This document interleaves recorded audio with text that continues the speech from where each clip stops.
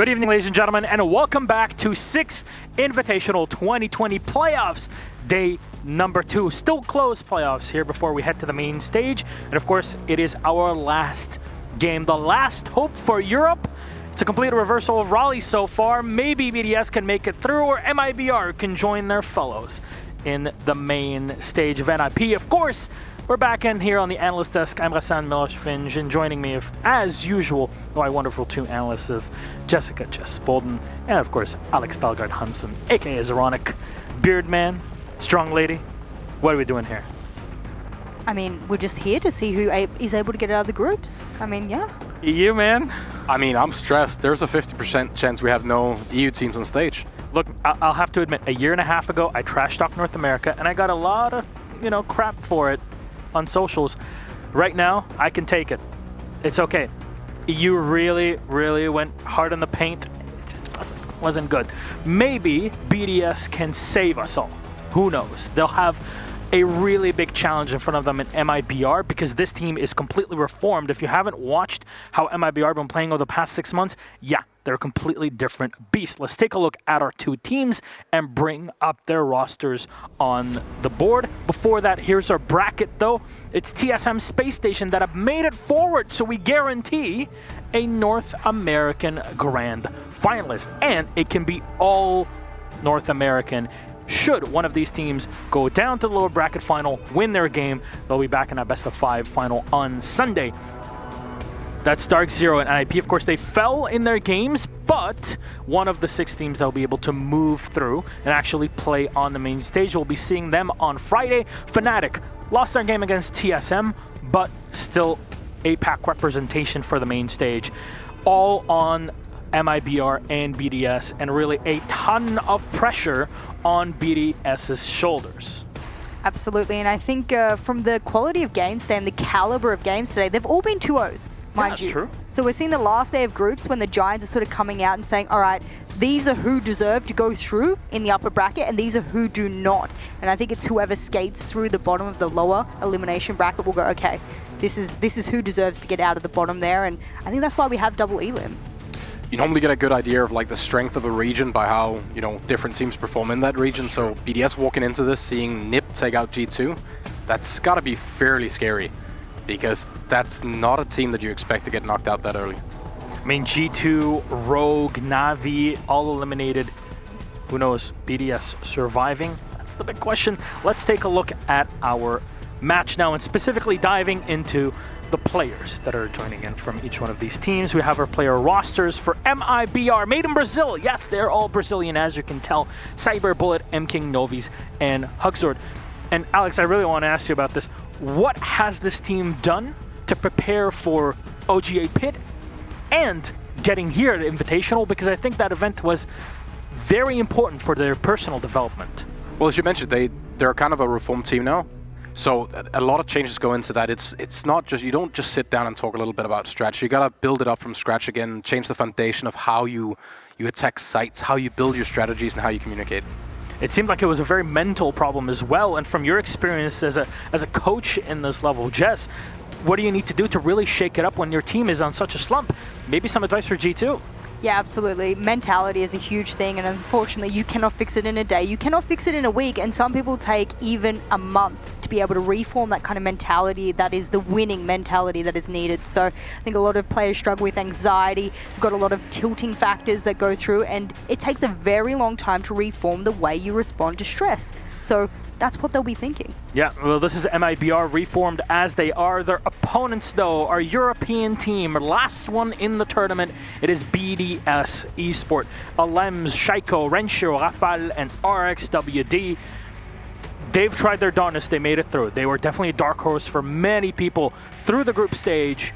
And here they are. They actually performed pretty decently. And their match yesterday, I mean, was a killer against Dark Zero. They really pushed the edge. But when we got to Coastline on last map in that series, it seemed like Dark Zero had the advantage. BDS ran out of steam and momentum. And against, with these two teams that are so highly emotional in the way that they play, you could really falter pretty quickly here. Yeah, I think that's going to be a huge factor today for BDS. They are the last hope for EU, and I think that's going to be in the back of their head as well. And then not only that, but yesterday they had quite an emotional day, and we all witnessed it firsthand. So if they can come in, reform today, they all do look a little bit more alert today, just gazing over at the desk now. And if they can keep that up, that might do them well. It is worth mentioning how top-heavy the team is in terms of fragging right now. We have 2 people in the plus 20s and 2 people in the minus 30s on KD. That's insane. Yeah, it's a little bit tough because you can never really rely on 1 or 2 players, right? So you want everyone kind of close to that 1 rating, and not having this notion that if you lose Shaiko or Lems early on, that it's a lost round. Honestly, I really have to say, Alems has been really keeping the team together. We'll talk about that more in detail, though, after this video to talk about these 2 teams and their travels so far through Invitational.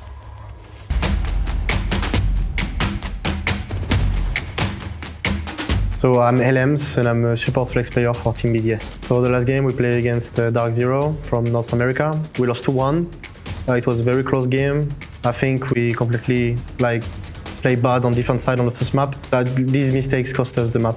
So our next match is against MIBR from Brazil. I think MIBR is a great team when it comes to strategy. They have 2 or 3 great fraggers who can make a difference in some rounds. So I think to beat them, we just need to be on point, aim-wise, and to try to be very aggressive on them, because the Brazilian playstyle is very aggressive too. So we need to counter that by being aggressive. Good luck and have fun.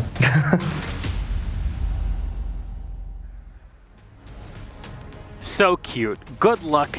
Have fun. Yeah, Alems has definitely been the embodiment of trying to have as much fun as humanly possible while playing. If remember back in the day, 2 years ago even, when Shate played on the old Penta roster that became G2, he said the most important thing for him is that he is having fun when he's playing. Even at the highest level, this is the thing. The game itself and the pleasure of playing it with your teammates is what makes you go through the toughest of moments.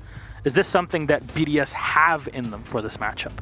Well, I want to add to that. It really depends on how you look at the fun. You have to enjoy the pain and the practice, right? Yeah. That has to be something that you enjoy. I don't think it's fun in the sense that most people would see. It's not that you're sitting there giggling when you play, but you have to truly enjoy the amount of work that goes into it. It's immense amount of hours, and it really is a job for these guys. Elems, though, great work mentality. I've had the pleasure of playing with him a long time ago, and he puts in the hours. Definitely shows in the way that BDS have been performing around him. Yesterday, in their matchup against Dark Zero, at least trying to recover map 2 Consulate, it looked like players, specifically RX, for example, was kind of, arms down. It's over, it's done, and Lems just pulls everybody back in terms of mentality. What really weighs the heaviest when your team is so close to victory, yet it just seems so far with every kill that doesn't go your way? I think the number 1 rule that works well with teams, at least that I've trialed, is that you tell them to forget the scoreboard. It doesn't matter. Every round is a new round. And I think with other esports, that can't be the mentality. You can't have that. And I think now that Siege is evolving at this high caliber that we have it, you have to have teams turn around and go, if we don't treat this as a new round, as a new go, then we are just going to fall down this pit lower and lower and lower. Now with the MIBR and their reforms, it really seems that they have everything in mind and they're really ready for this matchup. So we'll dig deeper into strategies as we take a look at our map veto. Of course, 3 maps, best of 3 series. So far, our games today have been 2-0s everywhere. So, and the 7-map pool, where do we go? Ban, ban, pick, pick, ban, ban, and then our 7th map is our decider. Coastline will be the first one out. Number 2 is Border for MIBR, expected. If we look at things and how have been played, Bank will be the first pick for BDS, something that they work very well on. So might not be too shabby for MIBR. Our second pick will be Clubhouse, something I personally was very much predicting here from MIBR. Maybe Thatcher bans, that's something that works very well in Latin America and for MIBR specifically. Villa banned by BDS, which leaves MIBR with a final say. And where will we go? It's Kafe Dostoyevsky. All right, Consulate is out, so we won't be seeing Shaiko running around the map on Consulate. That'll be more onto Kafe, and if you can really isolate roamers, this is really the map for it. But let's start off with map 1. Bank, pick, picked by BDS. Why do they go for this map specifically out of everything as their first pick?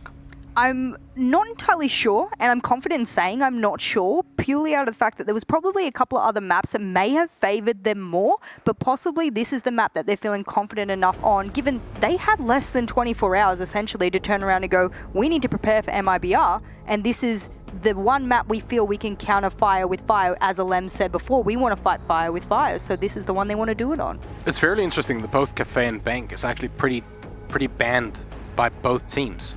It's not something that they normally like get through. I mean, the Villa ban, for example, is no surprise from BDS. I think it's been a while since we've seen that go well for them. So that pretty expected, right? Yeah, that part doesn't surprise much. But MIBR have a lot of strengths on the bank. You know, this is a map where if you really can control the top floor, just basically being able to play that onion gameplay, right? You peel off bit by bit. Even if you're defending basement, you can still move from one floor to the next and burn so much time. Do you think that time management, Alex, is going to be difficult for BDS against MIBR on it? Well, they struggled on attack yesterday, and they've been doing that for a while with stalling mid-round. Exactly. I think on Bank, one of the more important things is LATAM's ability to push lobby. They are extremely good at pushing spiral stairs for top floor takes, which is something like a lot of people will either go for Skylight instead. So that spiral take is a little different and something we don't see that much in Europe. I'm a little bit worried that maybe BDS has lent a lot of this on the fact that the small statistical, values that we have sitting in front of us here is that they're going, oh, well, they've lost twice, they've drawn once, and they've won once. So they clearly don't like it, or not very good at it at least, and we can take them to it. And I think that might be their downfall by underestimating what their caliber of play might be on this map. But what do you need to bring operator-wise to deal with the plays of MIBR on the map? Like, do BDS have to focus more on roam clears? Do they need to bring a Dokebi, a Jackal? Do they need to bring a Gridlock, maybe? Well, when we saw them play against Reciprocity, they struggled with the Thatcher ban. Mm-hmm. So they need to find a way to get the Maverick in play and work well enough, quick enough. If like hatches for basement, they need to be open within a certain amount of time. You can't just sit around and wait. They're most likely going to bring the Hibana, maybe the Mav combined, so you got the double hard breach. But it's really about how early they can get the Mav to start opening these hatches. And since you spoke about the Hibana, it's something that Shaiko plays quite a bit, which is maybe even more of a reason to ban it on Bank, as it is one of the most banned operator on this map, right? Due to all the hatches. Yeah, when they banned Shaiko's infamous Hibana yesterday on Coastline, he did not have a lot of impact whatsoever. And I almost have not seen him play a lot of other operators in quite a long time. So if that puts a dent in his side, we could see, and we saw top heavy from Alems, usually Shaiko's by his side, and if he's not there with him, Alems is going to have to try and carry the rest of his team, and we saw that on Coastline, it doesn't work. So I guess Hibana Thatcher would make a lot of sense. MIBR, coming from Latin America, are very much used to Thatcher bans on pretty much everything. It explains why Clubhouse is also in this series, right? It's a map that they are very comfortable playing on, given the region's history, and given that BDS might need to be a bit more flexible than how they are usually. So these are two operators on attack. On defense, however, Valkyrie being removed means that Renshiro won't have as much of an impact, but we see him switch off to an Echo. However, on MIBR's side, this is well known that the Valkyrie players are usually the ones that are running around the map, collecting a ton of info and getting kills off of it. So is this something that you would see banned out for this, Jess? I think having a look at BDS's record, they always seem to pick Mira more often than not. And I think that's a comfort pick. I don't think that's anything but a comfort pick. I don't think anyone will ban Valkyrie. I just don't see it in them to do it, and that's going to worry me from MIBR's side, because they need to run more IQ, and it's not really something they put in their lineup a lot, so that could be a big thorn in their side. Exactly, whereas in EU, IQ is definitely one of the high picks for the region, North America as well, with the G8 nowadays. I mean, just at this event in general, we've seen a ton of IQ play with the G8. I think defense ban from MIBR comes more down to, if they go with Thatcher, I think they should ban Kaid on defense. That makes a lot of sense. Because it's if you lose your Mav early, there is very little you can do. If they do go for the banner, they can try to just put a thorn in and hit them with pretty much any comfort defender, because they don't seem to be a team that relies on certain defender lineups themselves. So it gives them a lot of freedom on what they can ban. Exactly. Thatcher Hibana was something exploited by Chaos, for example, in EU, and they did a ton of work using the op, specifically against BDS, if I remember correctly. So let's take a look at our head-to-head, where we select one player from each of these teams and break things down. Bullet and LMs, and please, Jess, Alex, explain to me why specifically these two. Look, they both have, and it does say favorite operator attacker, ladies and gentlemen, and that means that this is what the players have picked, but it also is exactly what these two players generally main on attack anyway, which is not always accurate when you get, these players ask, what's your favorite player? And they say, well, this, and they don't even play that operator in competitive scenes. Yeah. So it's good to see both of these players enjoying the operator that they are maining, and those opening kills for LMs far outweigh what we see on MIBR's side. And worth mentioning that they're both like flex entry, frag and attack, and both support on defense. Yeah. Ilem's actually used to play more smoke in Pro League before the event, but through this event he's played more Cade. So they are about this exact same type of player in their teams. So I've been seeing him being very flexible, yet IGLing and getting opening kills and doing well. LMs in general embodies a very flexible player, and this is why he's been picked up on the roster here just a few days or a few weeks ago, if you want to talk about official times. That said, closing thoughts, what do you expect map 1 to be like? I'm going to go with BDS just out of pure track record on this one. Alex? I think that Thatcher ban hurt BDS too much against Reciprocity, and I think MIBR can see the weaknesses. So, all right, thank you very much, ladies and gentlemen. That's game 1. Let's talk about it. Well, that's up to the casters. So let's send it over to Blue and Stokes. It's map 1. It's BDS versus MIBR, and that'll be Bank. Let's go. Thank you very much, Milos, and welcome, ladies and gentlemen, to our final matchup of the day, and more importantly, our final matchup before we move ourselves into the main stage now. It's going to be quite the affair as we have the last hope of Europe against one of the two still remaining teams from Latin America, MIBR and BDS, fighting for survival in this one. Stokes, which one's going to come out on top? I don't really know. Honestly, going through the map pool currently, I feel like BDS is going to figure out that Thatcher ban and hopefully find a way around it. Fighting off that blue stairs hold is always extremely difficult. So, see if BDS can possibly get around that, folks. But we're launching into Bank between MIBR and BDS. Let's get through these bans. Let's see if Thatcher is even in the cards. Are we going to get that Hibana ban that was talked about? We don't know just yet, but MIBR has one locked in. First ban coming up right now, we are going to see Thermite, interestingly enough, getting knocked out to limit that hard breach potential even further. We talked about how Thatcher could be very important to that. Thermite arguably even more important. I doubt we're going to see the Thatcher ban and follow it up considering that fact, but we might. No, we'll get the Capital. They're choosing to knock out the utility instead. I think that's just because, once again, of the defensive strategy we'll generally see BDS play into. Also, their attacking strategy, not usually relying on Capital in the first place, so them leaving him out is really nothing lost in their book. Yeah, not a big deal. BDS actually following their trends. They're banning Valkyrie. This is their most banned defensive operator, so not too far out of the realm of possibility for them to remove on Bank. So last ban here from MIBR. What defender are they thinking about? I'm thinking Mira as well. Actually going to be Echo. So Mira going to be in play for this Bank. We don't see that happen too often anymore. We had talked earlier about how Echo is being left in quite often in this tournament, specifically in favor of knocking out the normal Mira or potentially swapping it out for a Maestro ban. Matchups that are including teams outside of North America, though, usually still seeing the Echo getting banned out, and that's the trend we follow for this matchup. Tellers and Archives looks like the place we're going to start off, though, as the off-site rotations continue to be where teams trend towards first, constantly trying to throw off their opponents with the initial site pick. So to round that out, we'll see the Dockmeister, Castle Mozzie, and Jaeger loadout coming in from MIBR in order to try and defend it. But we'll see the 6th pick used. The Dokkaebi is teased off of the initial pick, but it's interestingly enough just going to get swapped out for a Zofia of all operators.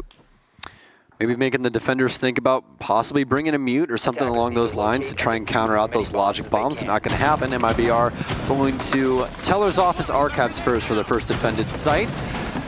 Usual suspects on the defense. Playing Navi's on the ACOG as well. So more than likely going to try and get aggressive. They have to hold upstairs as well. You're going to see some castle barricades dedicated up here, excuse me, with a couple of reinforcements. Let's see how far they want to hold on the top floor, though. This is going to be a lot of dedication if they really stick to it, but actually they've removed all of the reinforcements that are usually going on that small office wall and towards archives and have moved them throughout the map. We see some rotates in towards kitchen. Obviously, you have a door in towards open area as well. So this is MIBR trying to take control of the entire map and hold it just long enough to delay some time so that BDS can't get on site. MIBR definitely setting themselves up with a setup which should allow them quite a bit of roaming freedom overall against BDS, but the question is how quickly will BDS be able to take control on this map? As if not, it is a very roam-heavy map. This is the map where earlier on in the tournament, hold that thought for a second, as Renshiro tries to take an early battle against Navi's, but it's once again Navi's, the man who stepped up huge for MIBR in yesterday's match to start us off with the initial kill again. In one of the maps that this team played yesterday, Navi's got something like 6 out of 10 of all the opening kills from the map played, and he's going to start us off with the very first one here in the next series that they play. Making it work with the dock and that ACOG towards ATM. Crazy shot from him. That's a Thatcher down as well. And BDS had a lot of trouble when they didn't have Thatcher the last time they played Bank. So they're going to be stuck in that exact same rut, at least for this round. Some pre-fires now from Rafal as he's all the way still repelled on ATM. RXWD on Northern Repel as well, working some windows. BDS actually doesn't have very much pressure inside. The only two people inside, well actually, only one person inside is a Lems, who's currently inside of Lone. Lem's going to try and wrap over through elevator over these next couple of seconds, trying to isolate out whether anyone from MIBR is going to be hiding on the inside of it, but nothing to spot right now. We do have RXWD going up the rappel. Start checking out closer towards the site in the meantime so they can clear out this second floor roam and then eventually use that presence to swing down into the actual site itself. Shaiko in the meanwhile on the prowl right now for BDS, and he's going to strike. It won't be Shaiko though, excuse me. It'll be a Lems instead that finds that opening kill for his team. Knocking out Navi's finally from MIBR after about 2 minutes of delayed threat. Cyber is there though to immediately respond, but he does get caught on the rotation back deeper into CEO. It's going to be troublesome for them. Limbs dies earlier on as well, actually very recently. M-King with that holographic Alda. Still plenty of rounds inside of that thing, I am sure. Rafal and Shaiko, though, the last two remain for BDS on their first offensive round. Cutting up the castle barricade. Droning out is Shaiko now, but he's not too close to Rafal. He's going to have to rotate a little bit closer to assist him. The rest of MIBR, though, have plenty of map control still all on this bottom level. Hugzord has worked his way back into archives. Still have Mozzie being played by a bullet inside of open area as well, so they can actually respond to anything that BDS throws at them in this current predicament. Tries to crawl in through beepers, but Rafal gets punished. Shaiko drops immediately, goes for some gunfire, but it's going to be MIBR all the way in round one. Control is just too strong there from MIBR at the end of the day. Although we see good attempts from the folks over on BDS to swing that control away, especially upstairs. Just too much time wasted away, and the too strong of a hold from MIBR in the site itself allows them to close out without too much of an issue. 1-0 lead going into the pocket of the Brazilians so far, and they'll transition right down into the basement site for our next run around. That is a pocket strat and a half by MIBR. That is so much map control. So much that you have to worry about from the offensive side, and it's really hard to choose where you want to start from. Do you just want to hit the site but then have to deal with everything upstairs? Do you want to try and go through open area and kitchen? There's so many options, but the issue is with that setup is that MIBR really does have every means of travel for you to take the map. There's someone playing that area, so you have to deal with them, have to deal with that space, but for the most part, when MIBR got hotly contested upstairs, they just had everybody else back off. They already had the picks that they needed, and they just played man up instead. So very good play here from MIBR, and we're going to see the first Mira on Bank here. We did have a really extended roam set up for MIBR in the last round. I just said it like 3 times in a row. That's my bad. Sentence just works out that way sometimes. Today has been a day, hasn't it? Yeah. So while MIBR had set up for an extended roam in the previous round, this one may prove to be a little bit different just due to the nature of the site. We will have extended presence out over here towards blue. That's what Cyber is setting himself up towards right now on the staircase. Besides that, though, it's the exception of maybe a little bit of play towards the main stairs and then the first and second floors surrounding that. Don't expect too much of a roaming play from MIBR in this round. Well, Hugzord being smart with his utility and not setting his mirrors down too early, just in case there's a Twitch drone or something like that. Always want to wait until the last second to put those up. Don't want to have those gas tanks get shot while you're off doing other work around the site. BDS is going to spawn for the most part, though, in the southeast corner of the map. Still going to have a few people up near ATMs, though, as drone work starts. Not too extended of a run here from MIBR. Looks like we do have some people still on the mid-floor that they might have to deal with, but for the most part, it looks like they're all going back to site. We actually do have MKing playing inside of server down low. Bullet could possibly go for a flank here from main stairs, but you're still going to have Cyber set up on those blue stairs for that blue stairs hold that we talk about all the time on this map. Got Shaiko clearing his way through open over these next couple of seconds here. Control's going to be taken again. No contestation here from MIBR as they've chosen not to play aggressively. Interestingly enough, you also have Cyber playing out the shield. I believe it was destructed by BDS a couple of moments ago, but didn't really see it get set up in the first place there. No, there's no scrap there, so there was no shield there to begin with. Barbar's still intact too. This is just Cyber being a mad lad, I guess. Phone's gonna ring, putting him into his peculiar position as he's gonna have to deal with pressure over these next couple of seconds. However, BDS being very slow to engage on that. MKing in the meanwhile waiting downstairs here as they've actually got a mirror set up for that front wall there, which is something you don't see too often. Probably a fallback for MKing just so he can play off of it. I don't think that he can really safely play it with this hatch being opened by Rafal. There should be an angle there that you can catch once that guy peeks in order to kill him off the door. So all of MIBR is just going to fall back instead and try and keep that utility up. MKing didn't dispose of a single smoke, so that's good. Still plenty of utility in that. Keeping Cyber up is always good as well. That shotgun is truly insane.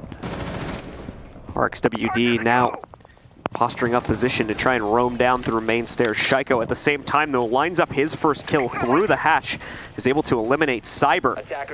Movement, I believe, and with him going down, well, that's certainly the most aggressive presence from MIBR eliminated, but still, that job is done 2 minutes into the round. Thankfully, with 48 seconds, that should still be enough time for BDS to line up their own execute. And which way are they going to take it? We've got 2 players lined up at main stairs, getting ready to swing down. Lems also potentially to contest Bullet over these next few seconds. Definitely has a good idea as to where Bullet's positioned, but he's leaning right into his angle. Bullet getting a massive amount of damage off to a Lems, and how he's going to double down on that aggression and start to swing even further out from the garage. Hardping does end up going on to the Jaeger. Bullet will be set back behind the armored car as a result of that, and here comes the drop. Play attempt being made by Rafal. He is going to be able to find Hugs, but is quickly dropped after that. However, no kill just yet. It's all BDS right now. MKing finally finishing off Rafal with the smoke charge. Now Renshiro held back by his team's frag grenade. It's all on to MKing at this point. 3 seconds left to get that plant, and do they have it? Will he be able to interrupt it? More importantly, he may have been able to do it, but didn't read into that play potential. And as such, Shaiko shuts him down in Red Hall, giving the round to BDS. BDS had no right winning that. MIBR with a good call to rotate everybody back to site, but just did not have the drop points really locked down. It was a main stairs and hatch flood from BDS. Just won their gunfights. That's really what it came down to. You got to win your ones, and BDS definitely did so. MKing almost had an opportunity to actually win that out with smoke, but obviously didn't know where the man putting the diffuser down was. All it would have taken is one bullet, but couldn't find that lineup. BDS, though, equalize here. Going to continue to bring that Dokkaebi. Haven't seen it just yet, so it might be 6 picked off from RXWD. Rafal's been working that Maverick torch the entire time, and we are actually going to get that locked in. So a little bit of an adjustment here for them. Or actually, no, excuse me. RXWD took that the last time. Chart just hasn't updated yet, folks. Apologies about that. So it's going to be 2 in a row. Should honestly continue to help them out with Bank. It's making MIBR respect their play with what they're doing with that logic bomb, because you never know if somebody's truly going to get aggressive when they launch one of those, or if they're just doing it to try and figure out exactly where you are. There's really only one or two ways, or actually 3 ways that these get used. You either use them for super early utility burn on your cameras to make sure that certain areas of the map are clear. You set up cameras in pre-places throughout the entire map on the offense. Then you drop one logic bomb. You listen on your drone to see if you hear any noise. Very simplistic to clear the map. So that is one of the more rare pieces that we see with Dokkaebi being used with those logic bombs. Cyber going for a spawn kill actually with a pistol. This guy really is a mad lad throughout this entire game so far. Trying to take props away from Nobbies a little bit after the DT was able to bring for this team yesterday. But it's going to fall quickly down those blue stairs. He does have a self-imposed shield sitting in his inventory right now if he wants to set that up, which, hey, speak of the devil, there it is. Cyber's going to set that up, not for himself, though, so if he wants to play in blue, once again, he's going to be in a very exposed angle should there be really any pressure appropriately applied by BDS to that stairwell. BDS has done pretty quick work of breaking down the map so far. You guys heard Zeronic in the pre-game analysis. They need to make sure that they have Rafal on these hatches in good time. Otherwise, it's going to be very troublesome for them to get access downstairs. That torch work is paramount to this map. Also making sure that you can handle blue. But they've already got Rafal in, so this shouldn't be too difficult. Set down a set of X-Kairos, but they're actually going to be on the opposite hatch. Navi's reads into it wrong and ends up electrifying one that didn't even have X-Kairos on it in the first place. Meanwhile, Shaiko now checking down the hatch, trying to see if anything might be just beyond the self-destruction of the wall that he was looking at there, but not the case this early on into the round. Like you said, though, a lot of progress made this early by BDS. They're going to be throwing the EMP grenade to open up the hatch and make things a little bit easier, but I do believe it's the Maverick opening things up, so that'll take some time. He's got all the torches he needs for it, though, and we are going to see the second electrical apply. They attempt to do the swing over with the C4 charge, but it's going to be just a tad too far away, although it does get some damage off onto Rafal, but just a tiny little bit there, nothing major. And I think some of that may have come from the electric charge. This nade's going to go down right on top of Navi's. Did he make it out? Yes, he will survive, and he can re-attain the same position as before.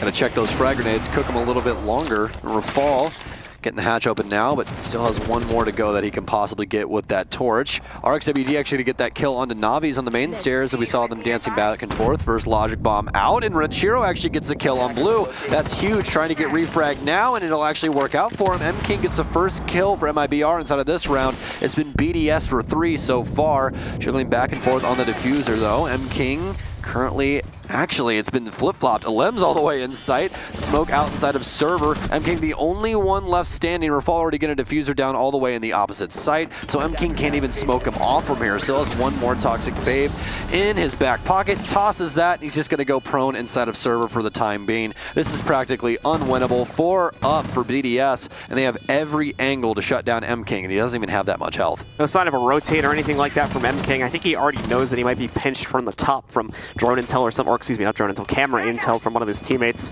But nothing really for him to play off of, just trying to waste as much time as possible. This does act as a slight pause for him, as again he realizes how futile this clutch attempt is going to be in the long run here for M-King. He's waiting for that rotate, was trying to at least pad his stats a little bit here with a couple of kills, but yeah, time has already gone past the defuse time, so there's no way he'll win this, and finally, upon peeking fully into the camera room, we'll see Shaiko finish off the round for BDS and pick up another round for this French squad.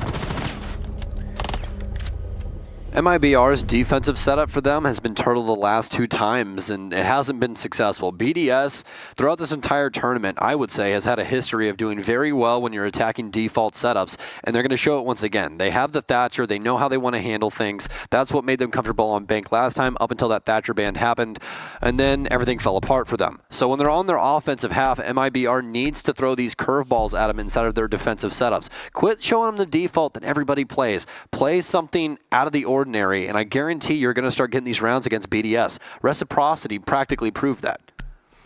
Shaiko so far having himself a pretty good game at 7-1 just within these 3 rounds that have been played out so far. Incredibly quintessential. Is also one of the only 2 players to find impact on the first round that they lost as well. So Shaiko, I mean, as you kind of expect, right? It's not really too surprising to hear this, but Shaiko once again proving pivotal to the overall success of BDS as a team right here on their first map on Bank.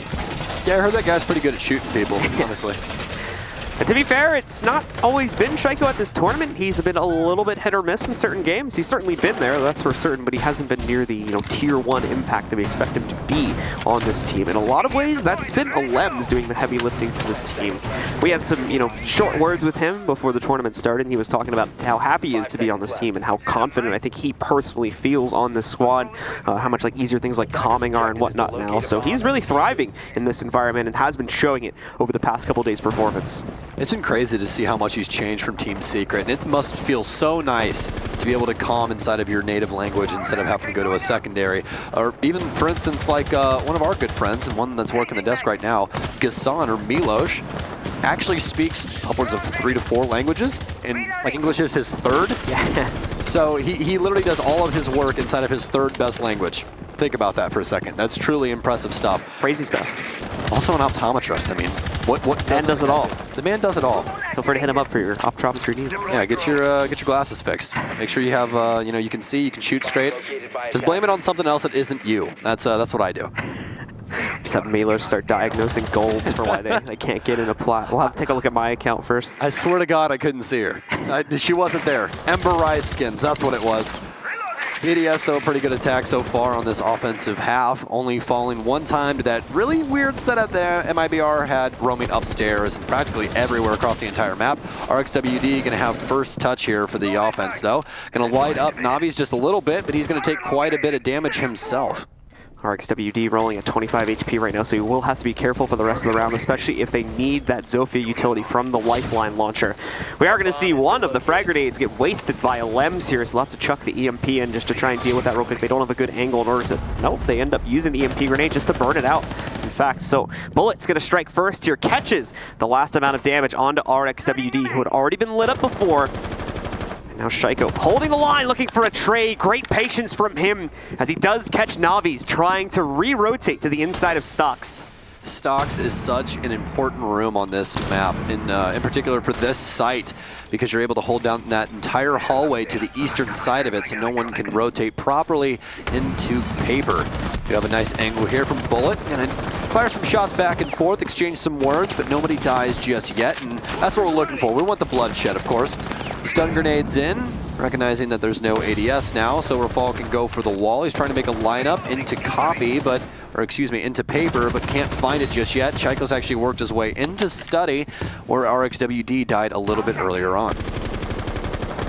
Or BDS still looking for a safe path into either one of these sites, and they don't have a whole lot of time to find it. Rafal just says, screw it, he's going right in, trying to commit himself with a plan. Lems is going to be able to strike first on this engagement with an elimination against Hugs, but the C4 sent from Janitor by Bullet eliminates Rafal. Bullet getting back into position to strike once again, though, also finds Shaiko, another player going to be down Cyber, and Bullet will start to rotate in to really pinch onto these players. Renshiro downs out M-King, and he's got one other player on the ground. Cyber's all that's left, but he's being smart about this, playing it incredibly passively, was hoping that that last man alive would rotate to try and res his teammate, but no, plays it smart, runs on the timer, and with that, MIBR will claim round number 4. What a place to hide as well, right on Banana. Usually your offenders will have a camera set up inside of lobbies somewhere up high that's able to see that positioning as well, so very lucky for MIBR that that was not the case.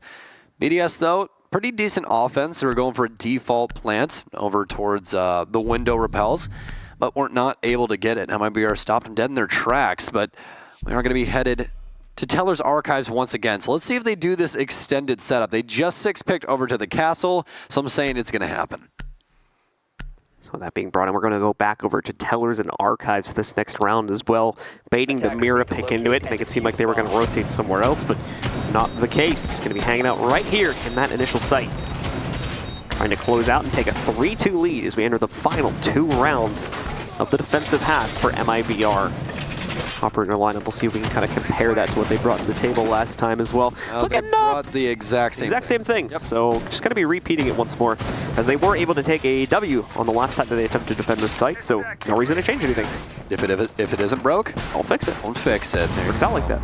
Yeah. Well, I'm actually very happy that we get to see this setup again, because this was super interesting. Very spread out. Yeah, I was just still waiting for this caffeine to build up my body so I could actually feel emotion. Honestly, I really like this setup. It's really intuitive. I haven't seen anything this drastic on Bank in a while, to be completely honest with you. I think there is a bit of inherent risk in it. If absolutely. Really more than, I'd say more than, 1 or 2 of these players in the early round, it could collapse very easily in on itself against MIBR's favor. But for BDS, so far, they've not been able to latch onto that. But to be fair, it's only been played 1 time. So let's see how BDS are going to immediately adjust to the second attempt. I'm going to stick by the opinion of BDS does not play well against anything that isn't default until somebody proves me otherwise. Because every single time that we commentate BDS, I just don't see them doing well against defenses like this on their offensive side. So we'll see if they can change it up. This is, once again, going to be the second time they've seen this exact same setup. Last time, obviously, MIBR won it. 2-2 right now being the scoreline. They won that, and they also won CEO Lounge. They were not able to win out the downstairs, even though they lost it twice, just like Navi's lost his life. So MIBR are going to be down a dock for the remainder. Cyber still holding a tight angle right on the inside of Meeting, and Shaiko looking to put himself in a very similar position that we've already seen him in quite a few rounds, but Renshiro elsewhere is going to be the first to fall as Bullet continues his impact from the previous round, knocking out the Thatcher from the attacking squad and removing that easy capability to try and open up any hatches that might have been cated, but, well, we don't have that, so not going to be overall super useful this round, so not a massive loss to see Renshiro go down. Cyber drops to the next level into open area. BDS still trying to figure out exactly how they want to handle this setup. Right now, they're really just holding rotates and helping MIBR walks into them, but that's only really gotten them one kill. We already had the refrag onto Renshiro, no more EMP grenades, so it's going to be all left up to the remainder of this BDS squad to try and make some magic happen. Now they've gotten both Evil Eyes. They EMP'd one earlier. Going to sledge the second one with that hammer. Fatal cries from the Evil Eyes that tries to resist its inevitable doom. No, get away. Inevitable doom, excuse me. I'm not a yokai. I can't walk. Please leave me alone. Can't slap me with that hammer. We are going to now see BDS, actually MIBR getting incredibly aggressive. The spin around, what are they looking at? Shaiko goes completely unnoticed on the top steps. Rafal coming in for the support as well. Shaiko will finish off Cyber, as I believe he's downed by Rafal. As also he takes credit for the first kill against these guys. M-King now going to try to swing aggressively to turn this back on its heels. Plant is going down inside of the site in the meantime, while he delays out this fight. Oh, could have potentially had an angle on the planner as well if he went for the check on it, but no longer the case. He doesn't even have that fight at the player past beepers on main stairs anymore, as that player has retreated upstairs and will more than likely drop the hatch to get closer to his teammates in the site. Not a great situation for M-King. Beepers is going to give away his position as he tries to rotate back up to re-ascertain that fight. He actually does down Rafal on that quick spray away right there, but such a long, long way to go. And now look at this RXWD inside of Janitor, pops off some shots. It's going to bring M-King's HP even lower than it was before. Time, however, too much of a factor against M-King at this point. He is out of time to jump onto that diffuser, let alone find it and kill all three of the members of BDS. So this one will go to the attackers. Europe reigns supreme this time, and they'll move forward 3-2 for BDS. Amazing post plant there by BDS. Instead of taking the gunfight inside of open area, they just toiled with them long enough in order to get the diffuser off, then rotate upstairs. So a lot better attack, but it really wasn't BDS's fault or BDS's aggression that made anything happen. It was MIBR misstepping when they tried to rotate up main stairs because they just assumed no one was there and they bumped into Shaiko. So that's not exactly the guy you want to bump into when you're not ready for it. No, not at all. Shaiko thrives in that environment, and as we saw, certainly able to pick up quite a few frags. The first player to hit double digits and is well ahead of the highest player on MIBR right now with M-King and only half the frags of Shaiko. That is a bit of a problem, however, for BDS if Shaiko ever finds himself in a bad position, especially in early round. And overall, the team on defense, if we start to see MIBR try to split the attacks, they may be becoming a little bit too reliant on Shaiko's performance in order to find impact, but we'll see how that impacts them when we get to the second half. 5 rounds, 10 kills. If this goes into OT, Shaiko could have an opportunity to break that kill record that he wants so bad. We've actually seen that broken quite a few times in this last year. It's actually been insane, the amount What's it even at now? I want to say 25. I'm not sure. Don't quote me on that. I know that previously, Shaiko broke it at DreamHack Montreal because that's the one I casted from home. But it didn't technically count because it wasn't a Pro League match. It was an open tournament or something along those lines. I don't know, man. I don't. Like, the politics that come around, like when and when not people break stuff is just crazy. But hey, whatever. This is why I talk. I don't write.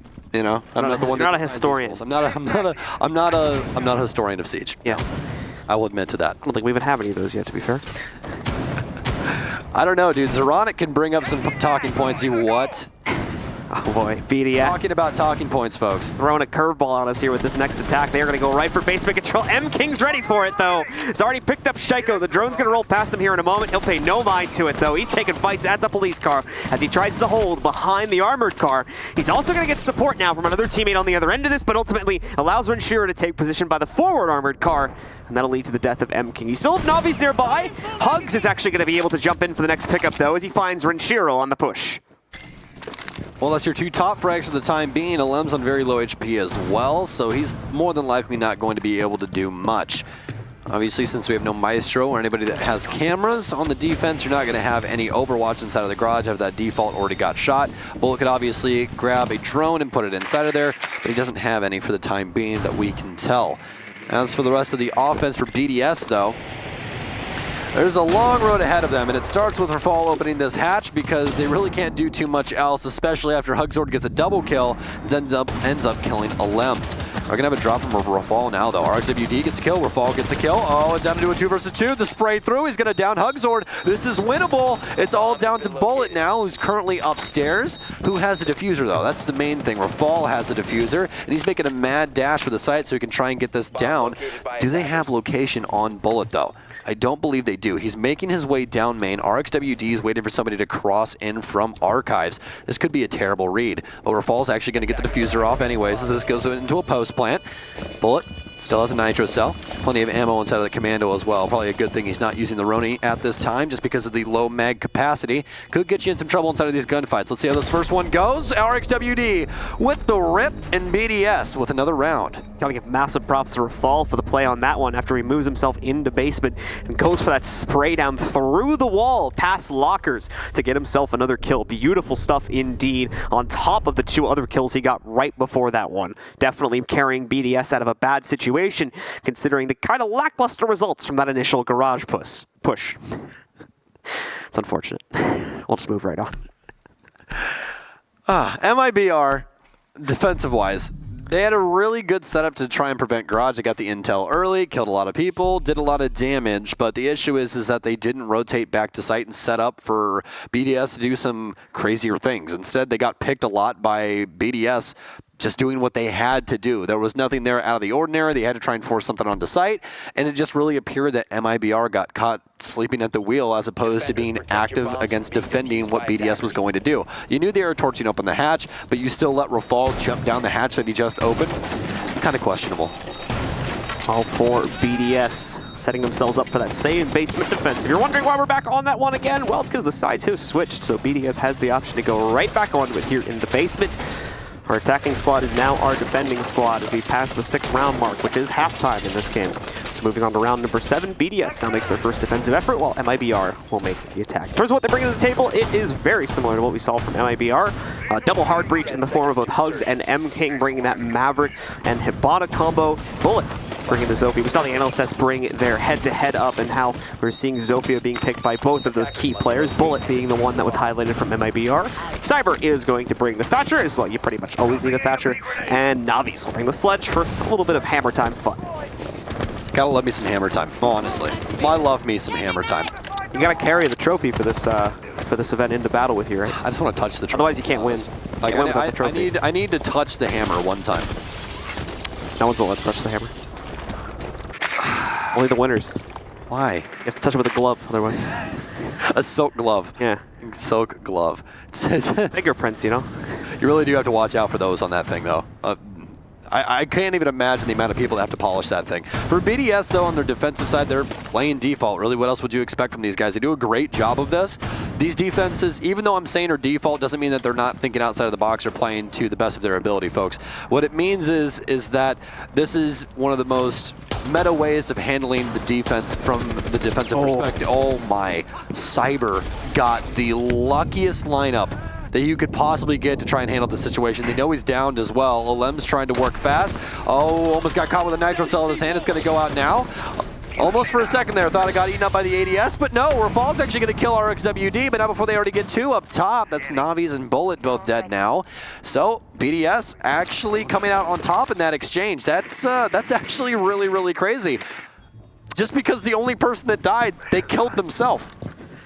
They just were like, sorry. Smoke grenade, done. RXWD sacrificed himself for the greater good of the team. That was such a lucky lineup as well from Cyber on the offense. Ends up working out, though, as BDS, again, we've said this many times, thrives in chaos, and certainly showed a great example of it right there. Now bringing this down to a 4v3. Only a +1 man advantage, though, so that's very easily reversible by MIBR. Didn't lose either of their hard breachers, so should be able to get all the hatches open. Still have their Thatcher as well, and there's not even really any Cade play from the defensive side, so you don't have to worry about that. Alem's inside a gold vault. This is where you're going to see Pulse played quite often on this map, just because you can do exactly what he's doing right now. You can look through the gold vault wall, see who's exactly in server, waiting for the wall to be opened. Very impactful play here, and good intel to tell when somebody's planning. MIBR only has 3 members now as we Got back into that a little bit ago. MKim currently upstairs at Beepers. BDS is just waiting for MIBR to make a move. There's some flank drone setup and everything else by MIBR for the 2 dead members to watch. Currently looking down through the hatch, waiting for anybody to move. Still have a limbs inside a gold vault, so they'll know exactly when this plant goes down. That's a big pick for Cyber with that ACOG once again, just doing so much damage. Some toxic smoke breathed in. 8 seconds left. Does he still have toxic babes though? Oh, he does not, so might be able to make something happen, but no, diffuser down in the middle of CCTV, and that's gonna be the round for BDS. If MIBR moves just a little bit quicker, they're like a little bit, like 5 to 10 seconds ahead of schedule from what they were on, they're probably gonna be able to get that plant down in that situation. It's unfortunate that the very last toxic gas grenade comes out at pretty much the perfect time to force MIBR to make the move, at which point it's just a scramble, and BDS is gonna be able to shut that down no problem. Yeah, well, it's also the same as like when Cyber got that initial down. In every world except apparently this one, you go there, you get the kill, but this time they ended up worse for wear than anything.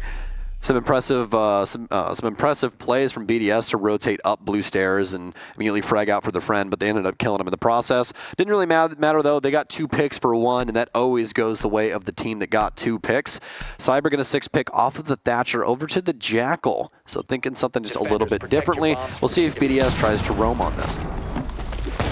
Definitely going to be a site where they would be able to accomplish that and opening up plenty of angles to do it with. We already see the one going into small office and another one to give them access to the main stairs. That's pretty standard though, nothing too surprising there being set up by BDS. And we'll see the reinforcements coming in towards the side office as well to prevent any easy access to the elevator hall for MIBR.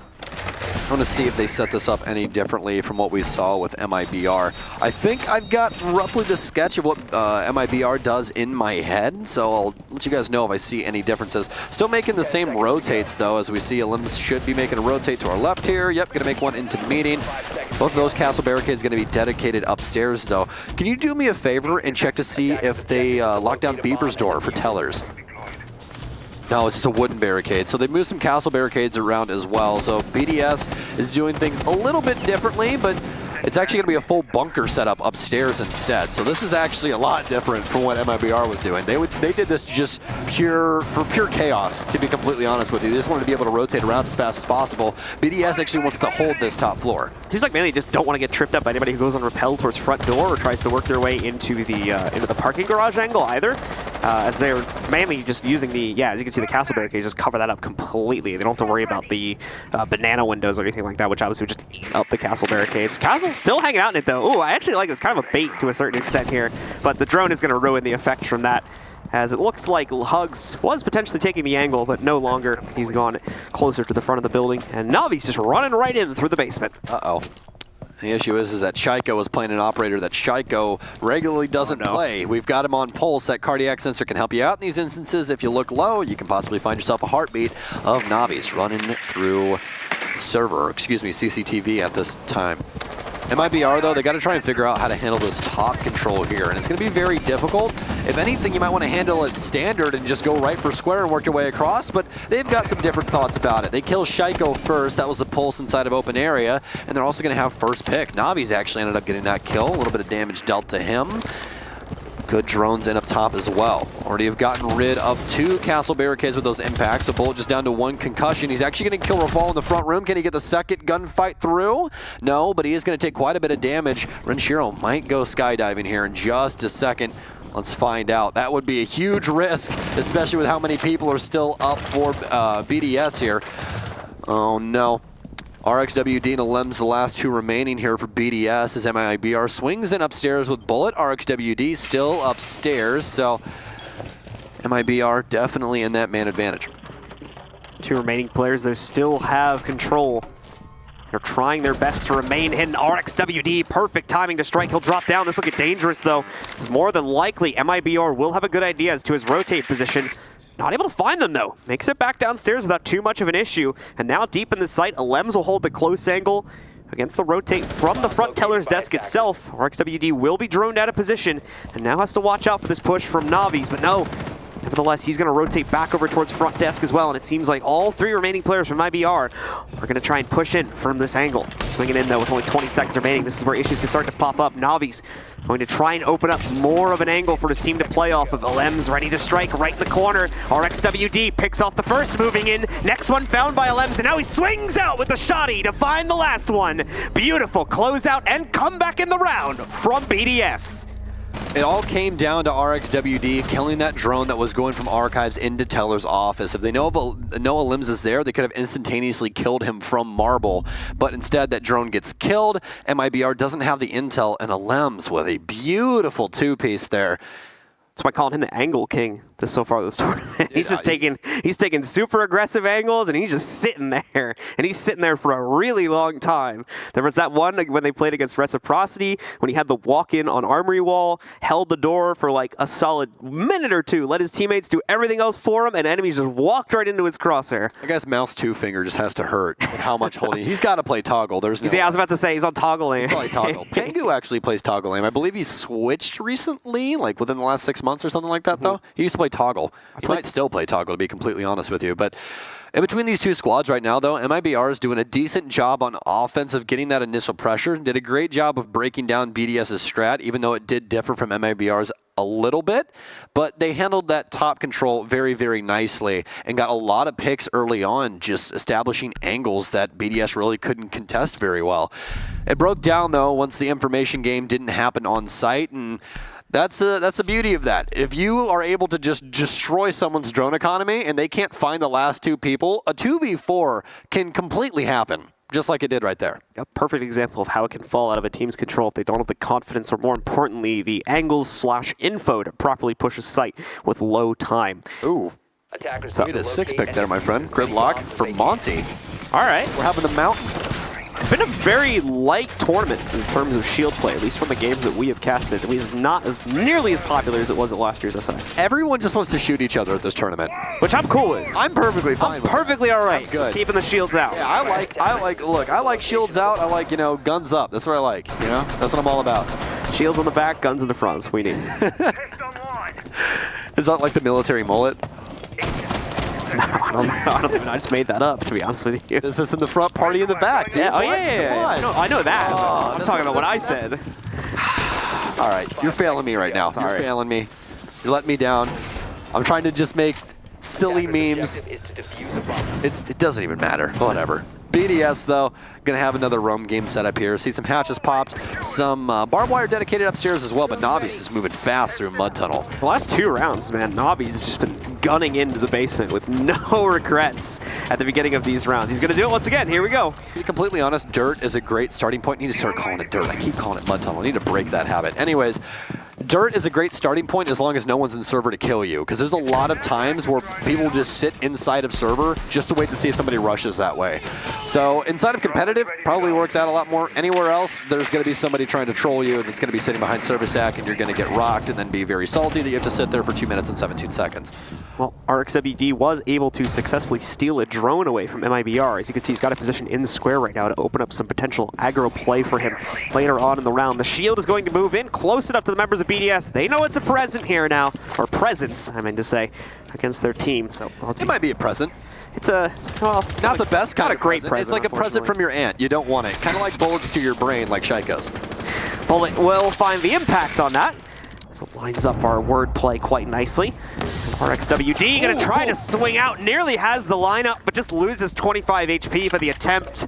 Navi's will get 1 to 2 shots into RXWD, but nothing else besides that. And meanwhile, though, we do have Hugs running around here, causing problems for BDS as he pushes them out from their default positions, but he's doing it alone for the most part. He does have Cyber on Repel, but there's obviously a pretty hard limit in terms of what Cyber's going to be able to help with. So Navi's moving in. That'll be much better contribution. The life of a Monty player is just something else. Look at all this utility they're trying to use just to kill him. He's walking around, not having a care in the world. BDS finally gets their first kill, though. It's M-King. Diffuser down outside of Paper. Oh, what a nice lock there from Navi's to take out RXWD. They do have hatch control now as well. Gonna have some more intel on the smoke inside of E2, and he also marked the rotate here, but he's gonna rotate right into the lines of sight of Navi's, so must have forgot about that hatch being open. 2 players left standing at this point for BDS's defense. They've already been able to reverse these exact odds once on the previous round, although this time control of the site is not nearly as secure for themselves as it was previously. Only 1 player, Renshiro, actually in the site.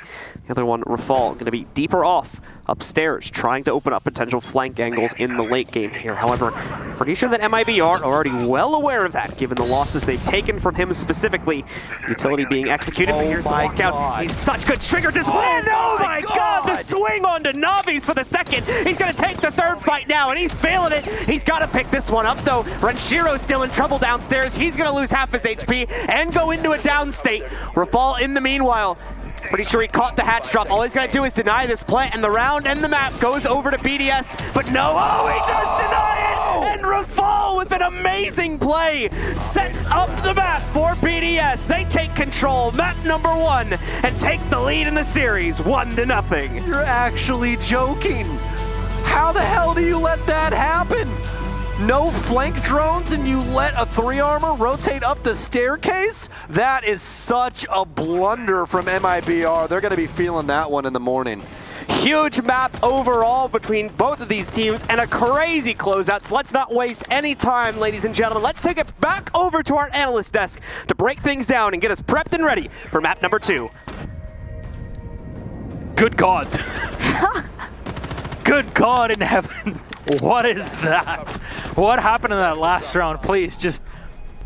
I know we're going to get the rewind at some point, but the fact that it stayed there in the hallway for so long until everybody lined up for him and finally found the last kill as they dropped. They had 3 seconds to plant. The Monty had 1 job!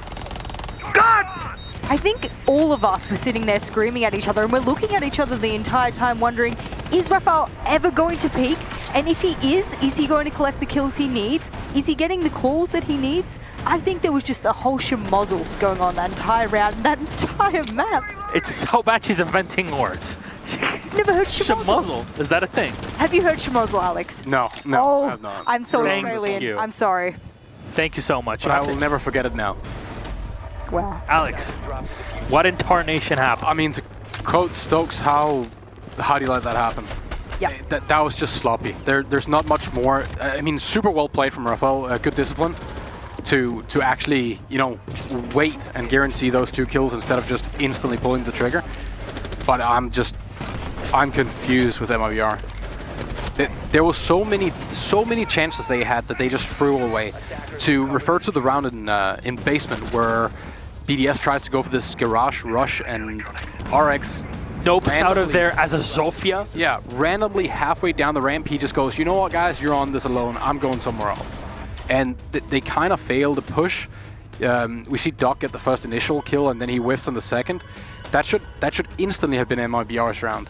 That push into Vault, where Mav drops and gets 1 or 2 through the wall, it was sloppy. We're really trying to find words for this one, gentlemen, ladies and gentlemen. But I think the best way to describe it would be BDS got away with murder every single round. MIBR prepped every time they had the right tools, yet every time they actually started the round, BDS would do something that is just, why would you do that?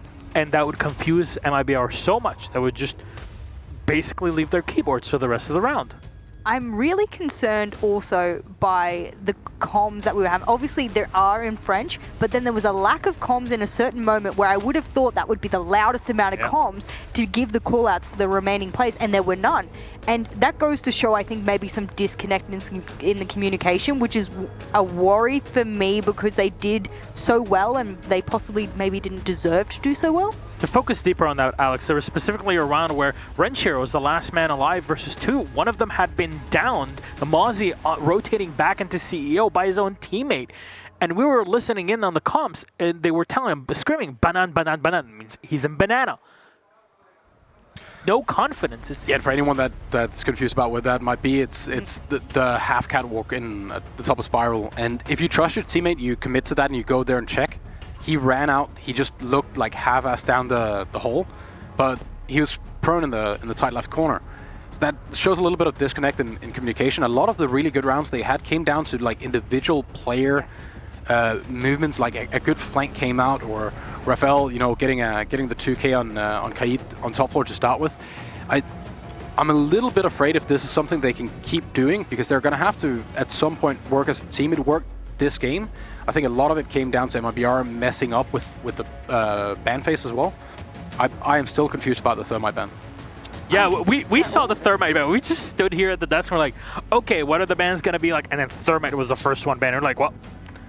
Shaiko was allowed to have his Hibana, and I saw multiple extremely good kills come out from him just from the fact that he had his holographic on his preferred weapon. Thank you. And sometimes that can just be the key for a player to go, I feel comfortable, I feel good, now I can worry about the other weakness areas I have as a player.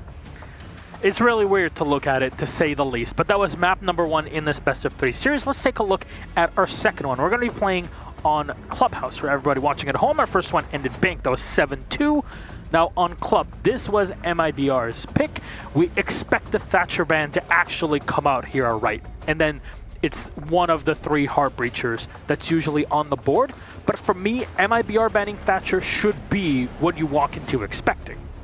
If MIBR ban Thatcher, that's a worry because for BDS, they generally ban Maverick. So you're going to see both the wall denials sort of out of there, and then you're going to wonder, okay, how do they deal with it? Are they prepared to go underneath Ash, Sophia, Buck, etc.? And are they able to get rid of that wall denial, which is ever so important for pretty much half the sites that you see? The problem you're going to have if you do hit the Mav and Thatcher ban, Kaids from below become extremely strong, and the only way you can remove them is by actually being there.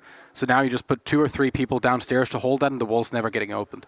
I think if I'm MIBR here, I don't really see Thatcher or Mav being a better ban for them, but it has to be one of those. I don't think we're going to see BDS do a Mav ban if Thatcher is banned. We've seen before both RX and Shaiko can play a pretty good Mav. So I'd be surprised if that ends up happening where both are banned. All right, on defense, anything you're expecting? Echo, as per usual. I expect that to go out. Mirror can be awfully strong on Clubhouse, depending on placements, especially downstairs. You know, once you've locked that off, it can be really powerful. So I hope they ban it out, because we did see MIBR pull it out, but we also saw MIBR pull out a Mirror that had barbed wire and a pistol secondary. So I don't know how prepared they are to run that. Yeah, I'm going to run that down as probably being the rookie land mistake where you forget to put on your... Yeah, he had the hollow, right not tools. The rest. That seems a little off. If I was MBR right now, I'd really like to ban a Lesion and keep running that shield, because at least they looked coherent and like they had really good teamwork around that shield. So giving some freedom there, especially for catwalk pushes, could really help them. Scoreline though, Alex, map 2. If MIBR's got to really step it up, or this is just going straight to BDS. Jess. I think it won't go in BDS's way purely because of the fact they can't run around the way they did this in Bank. All right, thank you very much. Let's head into game blue. Stokes, are you ready? It's Clubhouse. Will we have map 3 for Kafe, or will EU end it right there? On to the casters. Did someone say Lesion ban? Well, that means I'm excited, Blue. I don't know about you. I don't think we've even had one yet this tournament. Yeah, but we should just straight to the sun. I'd be the happiest camper that has ever. I'll do that. That's my defense main. It's everybody's defensive main. We're not gonna get into it though. It's MIBR folks versus BDS here on Clubhouse. BDS currently up 1 map. MIBR starting out on defense.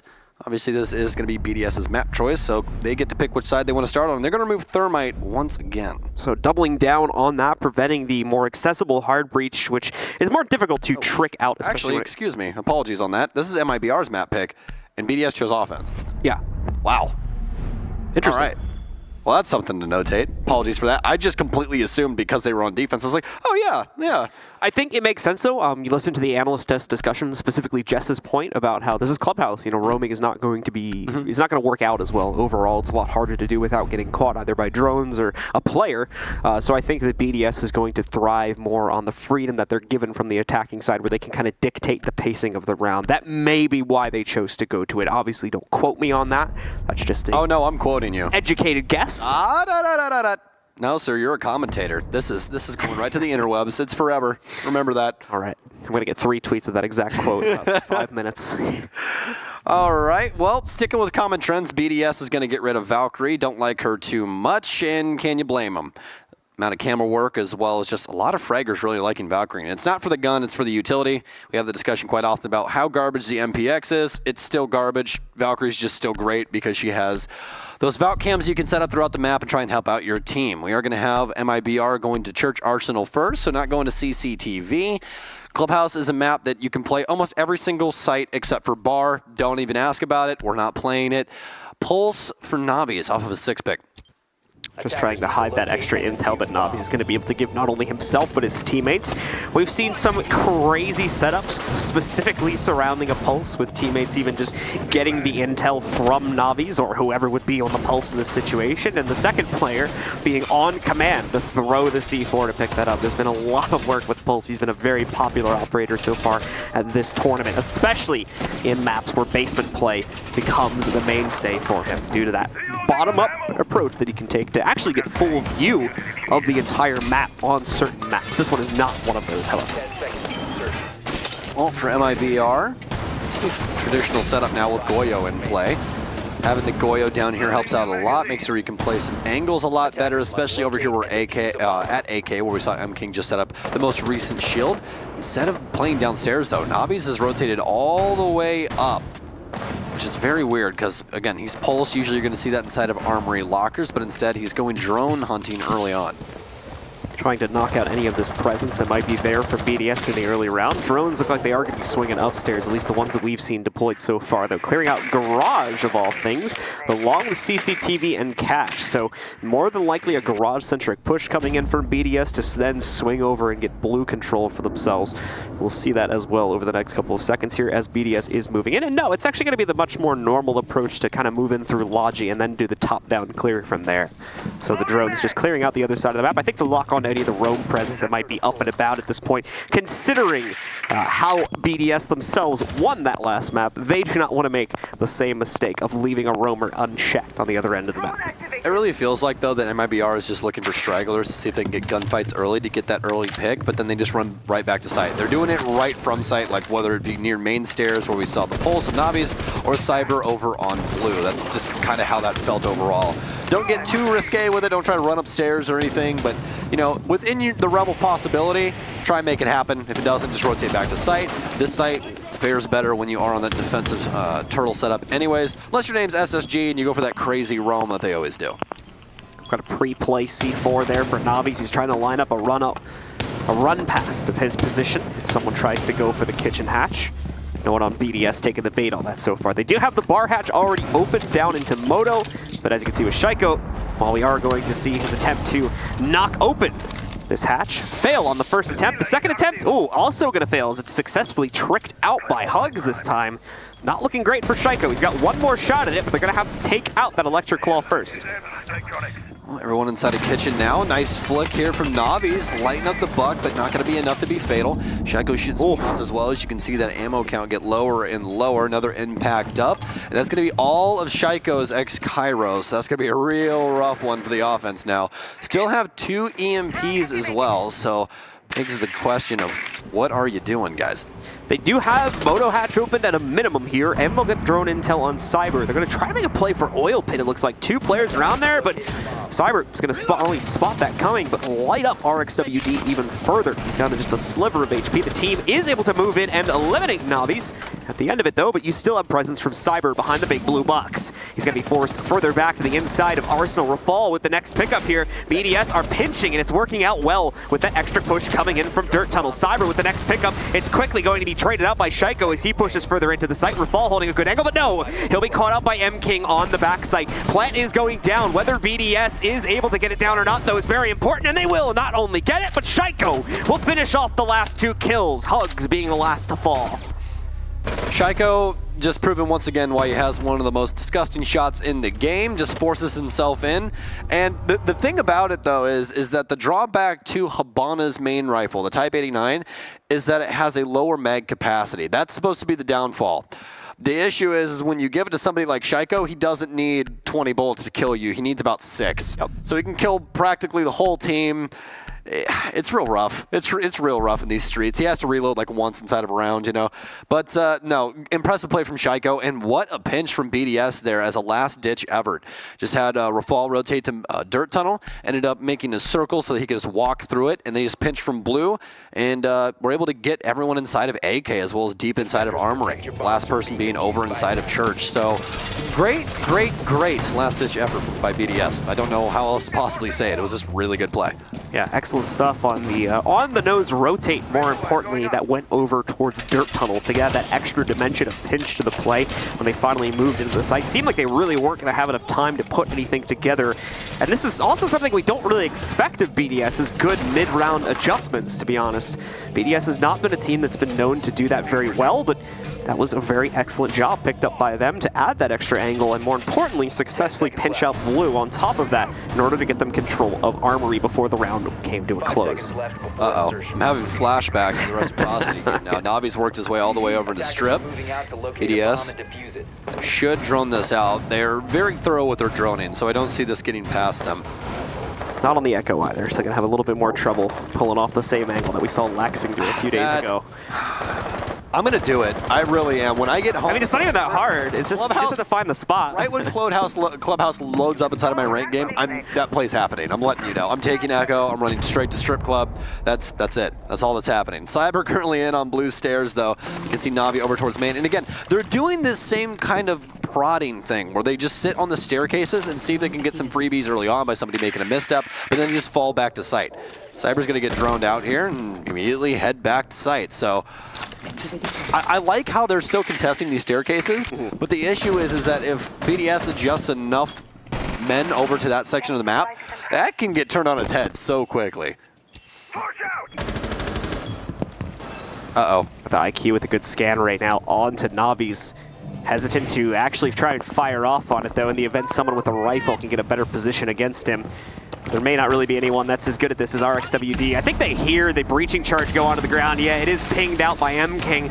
He'll be wary of that, but that's not the target that RXWD is hunting right now. It was Navi's trying to look at, oh, that Nitro Cell. Wow. Beautifully placed by Navi's. Has to go off the scanner, remember, in order to throw that down. Quite a bit can change in the 3 to 4 seconds that are needed to properly place that down and blow it up, but still gets the job done and knocks out the IQ from BDS.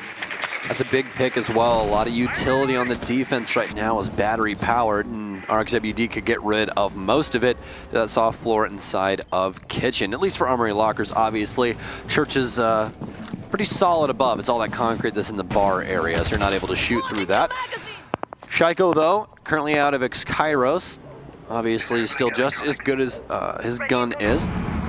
Focusing on Blue, BDS has to try and find this answer one more time here. So it's definitely not going to be the same thing because MIBR will definitely be ready for it. But Navi's looks away at the wrong time. They definitely know that Alems is here now. But not before he shoots the head off a Hugzord, forces his way in, gets another one on Navi's, flicks through the door. Can he go for 3? He can't, but he's in behind Black Box with the diffuser. Shaiko's forced his way in as well. Oh, that's going to be 2. Switches over to the Bearing 9, SMG 11. But no, nothing happening between these two. Bullet playing the box, doesn't win it out. It's actually going to be an equal trade, but actually no, it's not even that. It's Renshiro getting the kill onto Bullet instead as he works his way in behind. But some great shots from Shaiko on that Type 89. Almost had it. I almost had the number count there on how many bullets it takes for Shaiko to kill someone. It's like how many licks does it take to get to the center of a Tootsie Pop? Well, no one knows that. No one knows that. Yeah, that's... The owl continuously eats it. That's an infinite mystery. We'll never know. But what we do know right now is that BDS are crushing these first 2 rounds of the attacking side almost purely off of entry power alone. Their actual setup has been pretty awful so far. It's been truly abysmal. They failed to get the hatch open multiple times. It is constantly being impact tricked by the members of MIBR. But despite that, players like Shaiko and Renshiro and Alems, of course, on the previous round are able to walk right in, finding multi-kills to open up avenues for the rest of the team to push. And by the time MIBR respond, the problem is it seems like they're almost getting tunnel vision on the first player that moves in, and then they end up getting clipped off from a second angle, and then it just falls to pieces from there. So MIBR have a serious issue right now with holding out against just straightforward attacks from BDS. Another thing I want to notate by MIBR is they've banned Thermite twice, and the only person that's on this team of BDS that uses Thermite is Rafal. It's his most played operator in the regular season of Pro League, but guess what the most used hard destruction is at this tournament? Habana. by 2 of their players, one being Shaiko and one being Rafal. Shaiko has not mained Ashe at this tournament. He's mained Hibana. Why are you banning Thermite? Why? There's no point to ban Thermite when you could just take away Hibana and try and stop the success from Shaiko, because he's been so successful so far. RXWD probably seeing the break in the window. Oh no, he can't see that break. He can't see that break. This is a freebie for him. Claymore, but oh no, Rafal there was quick reactions. They knew that that was going to happen. There was like 3 people watching that angle, including putting the Claymore down onto it. They had to have a drone in blue somewhere. They had to have a good idea, whether it was through a drone or intuition, that run out would happen. Beautiful catch again by BDS. All right, well, old way of torching open this wall, and the reason for that being is that doesn't have anything electrical on it, so it's not going to shock you, and it's a little bit safer way in order to do it. You used to be able to actually upside down rappel on this wall and get the bottom of the wall without being shot, but that's going to change as soon as the wall's soft, because M-King obliterates Rafal with an ulta.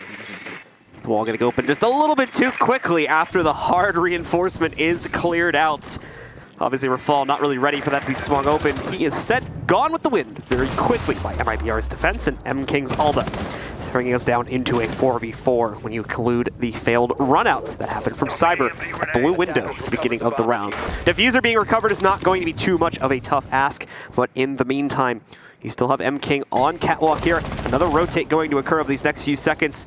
We can see Alems trying to catch it. How successful he'll be in that regard is yet to be seen. Overall, pretty even trade between him and Bullet as he knocks him down to a little over 25, and Alems himself goes to right around 30 or 35.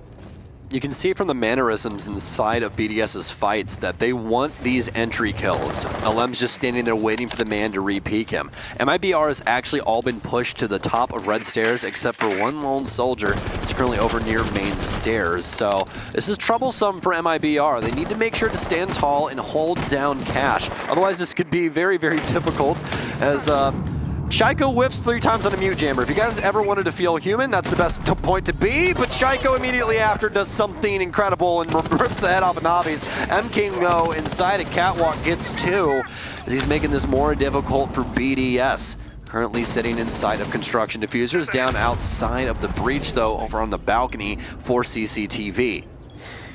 BDS trying to once again go for a mid-round adjustment, seeing as they've lost their entire balcony push. They'll need to clear out CCTV to realistically get back control of the diffuser with enough time in order to execute. In terms of how they're going to do that, though, that's the part that's really yet to be seen here. Drone's going to be chucked in through the west side CC window. They'll spot at the player holding the catwalk rotate. They still have to push in. It's going to be an awkward angle, and even more awkward when M-King peeks it, as him and Bullet clean up the last 2 kills to put MIBR on the board finally here at the cash defense.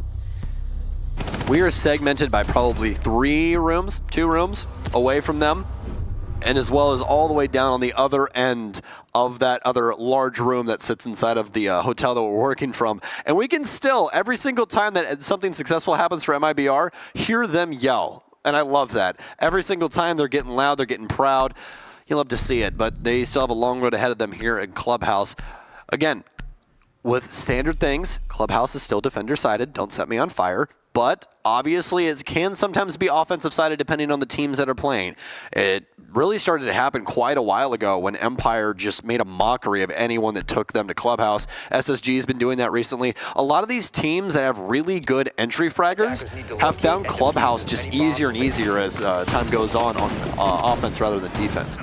Well, for BDS, entry has really been the name of the game, and it's been king in trying to close out rounds for themselves, as actual utility usage has been very, very hit or miss so far for the squad. That includes just off the last round where, yeah, we did see Rafal, or I believe it was Rafal in the previous round, on the Maverick being able to get the balcony door open, but was immediately taken down because either his team opened the soft wall too early or their opponents also were able to breach it, leading to his death as he was still on rappel. A lot of, miss-ups like that, like we're seeing with Shaiko on the kitchen hatch for this site specifically, are causing lots of delay for BDS and are nearly causing lost rounds.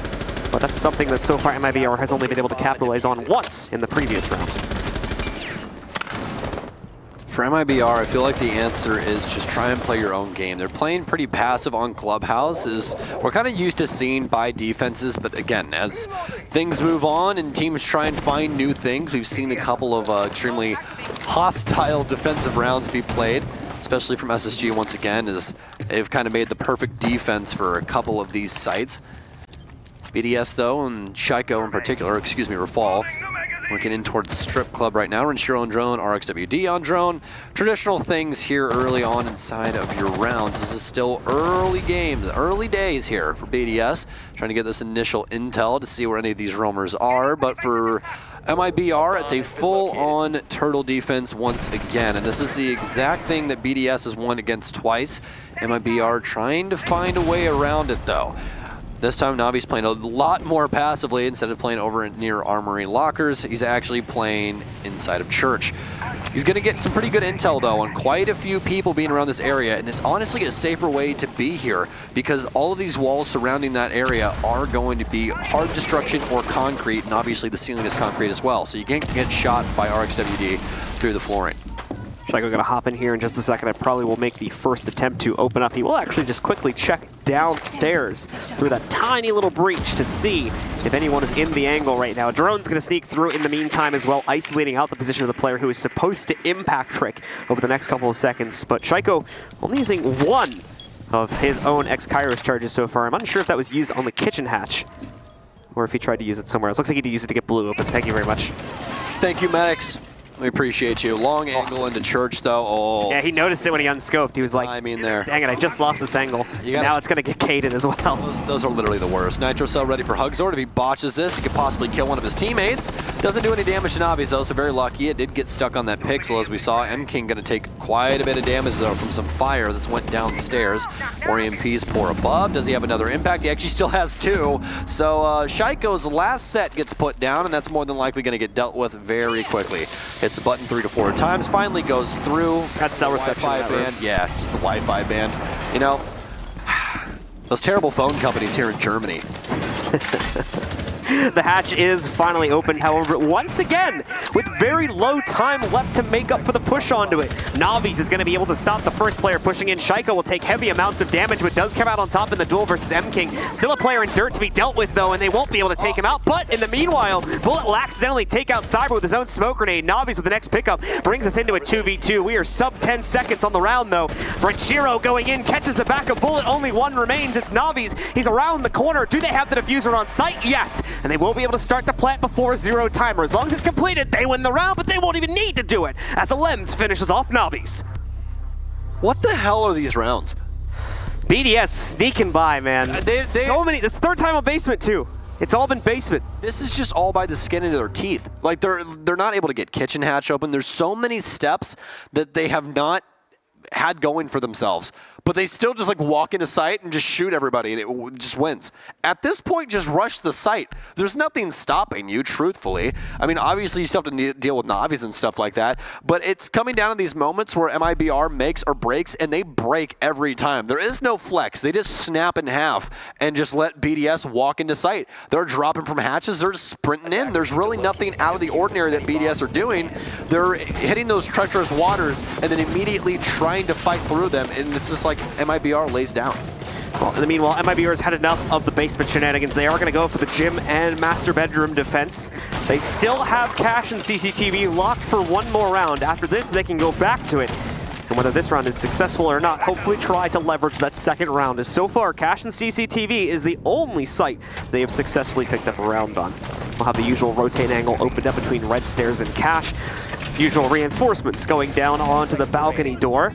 And I imagine they'll double that down with the Cash reinforcements too, which we'll see being put up by Bullet right now. All right, well, extended hold here on the bedrooms. What else would you expect? Got to hold down Cash, making sure nobody gets inside there. Still going to have some hard destruction on the offense. We're doubling up this time, as we've actually been doing for most of this offensive half for BDS. As my sheet is acting strange. Refresh, there we go. It's been the entire time, actually. Fun fact.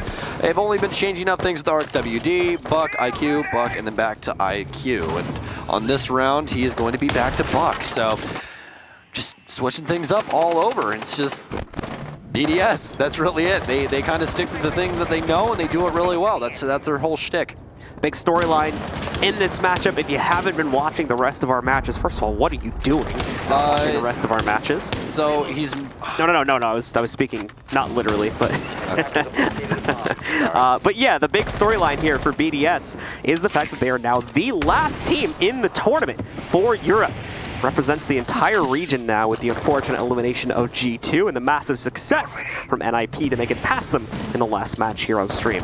I think Rafal is also trying to figure out exactly what they want. He kind of just stood there for a second, was like, okay, oh. It's like when you're the Subway worker, you're trying to figure out the weird sandwich order that just got laid in front of you. Yeah. You're like, so you want me to toast the bread 3 times instead? Oh, I got it. That's going to be a harshly cut up wall, though. They're going to waste a lot of time here. Not Renshiro, excuse me, Rafal.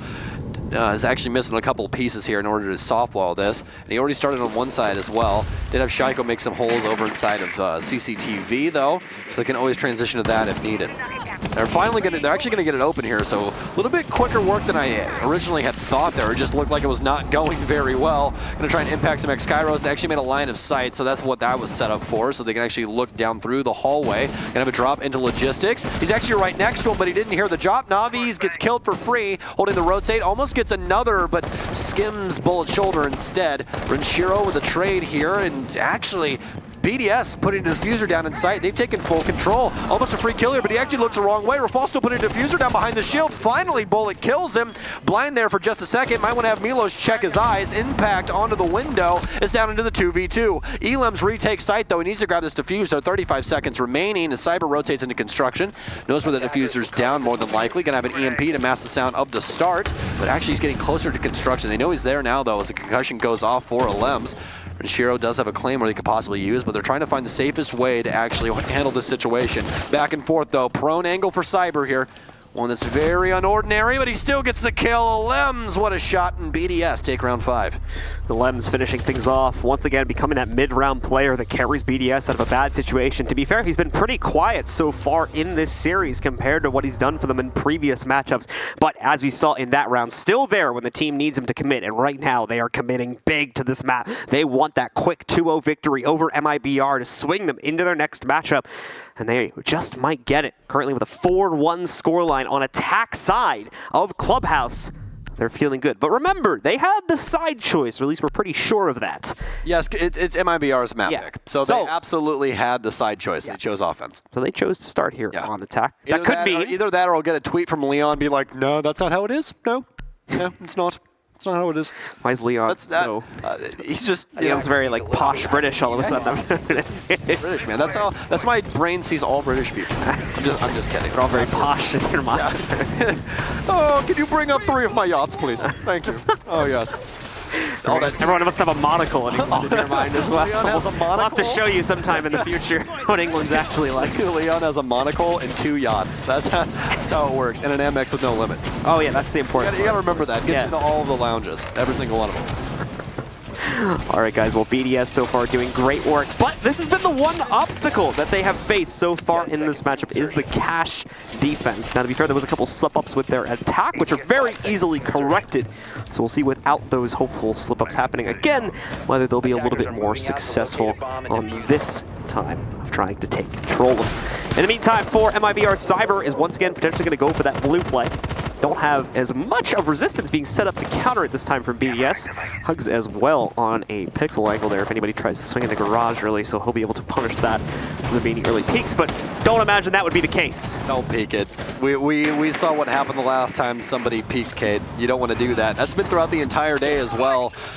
Mint from Dark Zero hit some crazy shots with the 44 mag, the Han Solo pistol. We just saw a crazy round in between BDS and MIBR the last time with I can't remember who did it. Was it Rafal? I think it was Rafal. I want to say it was the Cade Rafal. play? Yeah. Yeah, it was Rafal. Oh, thank God. Whew. Cover my base there, huh? How's a good one? Good thing I remembered this time. Dude, that's just what happens with Rainbow Six Siege. There's so much information flying at you in just a second. You're trying to pick and choose the pieces you want to talk about, just like we're talking about torching this wall right now in Fall. So here's the problem. I want to know what making that wall soft does in difference. Does it just make it fall out immediately? I think it's making it easier for Rafal to spot out the little things he needs to get to. But here's the problem for Rafal right now. He knows that M-King's going to be aiming right at him the second he opens this. He's painted this situation for himself. He's literally aiming at his head through the wall. Yup, he knows exactly where he's going to be. He knows exactly what he's doing. And, I mean, Yeah, there you go. That's a massive pitfall from BDS and Rafal specifically if they don't have a better way to open that wall. I didn't get to my mute key fast enough, and everyone just heard me cackle. I'm kind of embarrassed about that, but Diffuser's down outside of the wall here. Some great play there, and if you guys are wondering how M-King knew exactly where he was, you can see the rope at the top of the breach there. So what that is now for, now that I've seen it done twice, is they open up the front of it so that the wall opens instantaneously instead of just having the soft wall there. So they do the soft wall breach first instead of doing it after you make the wall soft. The problem is, though, it creates the situation we just saw happen for the second time, where the person opening the wall, should it be a Maverick, instantly dies. Poor Rafal, really just allow the rest of the team to do all of it while he's doing the dirty work. Alems gets the first kill, though, for them. Cyber dies. Still have plenty of pressure here. It looks like they could possibly rotate to construction also if they so choose. Don't have too many members off-site right now for MIBR. They have 3 people surrounding the red staircase. BDS has already shifted over to try and go for a cash take as well. They have 2 breaches, but no, it's actually set up for standard still. Alems is the only person outside of the breach, though. They're going to have to try and get this garage control. Going to get another kill onto Bullet. 20 seconds left, but they're still not worried about it. Here's one hop inside. He's going to get 2. Navi's actually gets the one hop in the window, and it's going to be what? From Shaiko, but it doesn't matter. MIBR shuts it down. That was all on them just being negligent to the person inside of garage. If you kill the man in garage, you win. And I'm pretty sure the same exact thing happened on the first attempt too, where they just never really cleared out garage, didn't have a way to send M-King out from his catwalk position, and as a result of that, the same thing just happens once again. M-King just holds the line. I'm sure has plenty of intel coming his way about where to aim and when. And with that Alda, shutting down players is a very easy matter. Doesn't really have to worry about ammo consumption, of course. Just has to aim in the right spot and start the spam. And he's got a very easy job there. That is a second round finally going into the favor of MIBR. But here's the thing. I'm sure BDS are not worried too much about those 2 lost rounds. They had some glaring issues with their attack strategy that probably are going to need to be discussed after this matchup, especially when it comes to how they're opening that balcony wall leading to the inside of CCTV.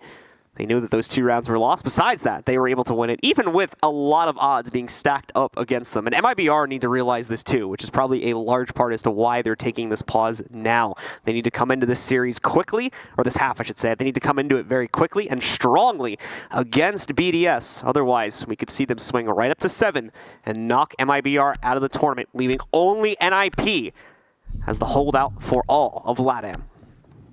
I gotta say, I really respect Gil's coaching style. You could see after he addressed what was going on, tried to keep spirits high. Hey, fist bump, let's go, let's get this.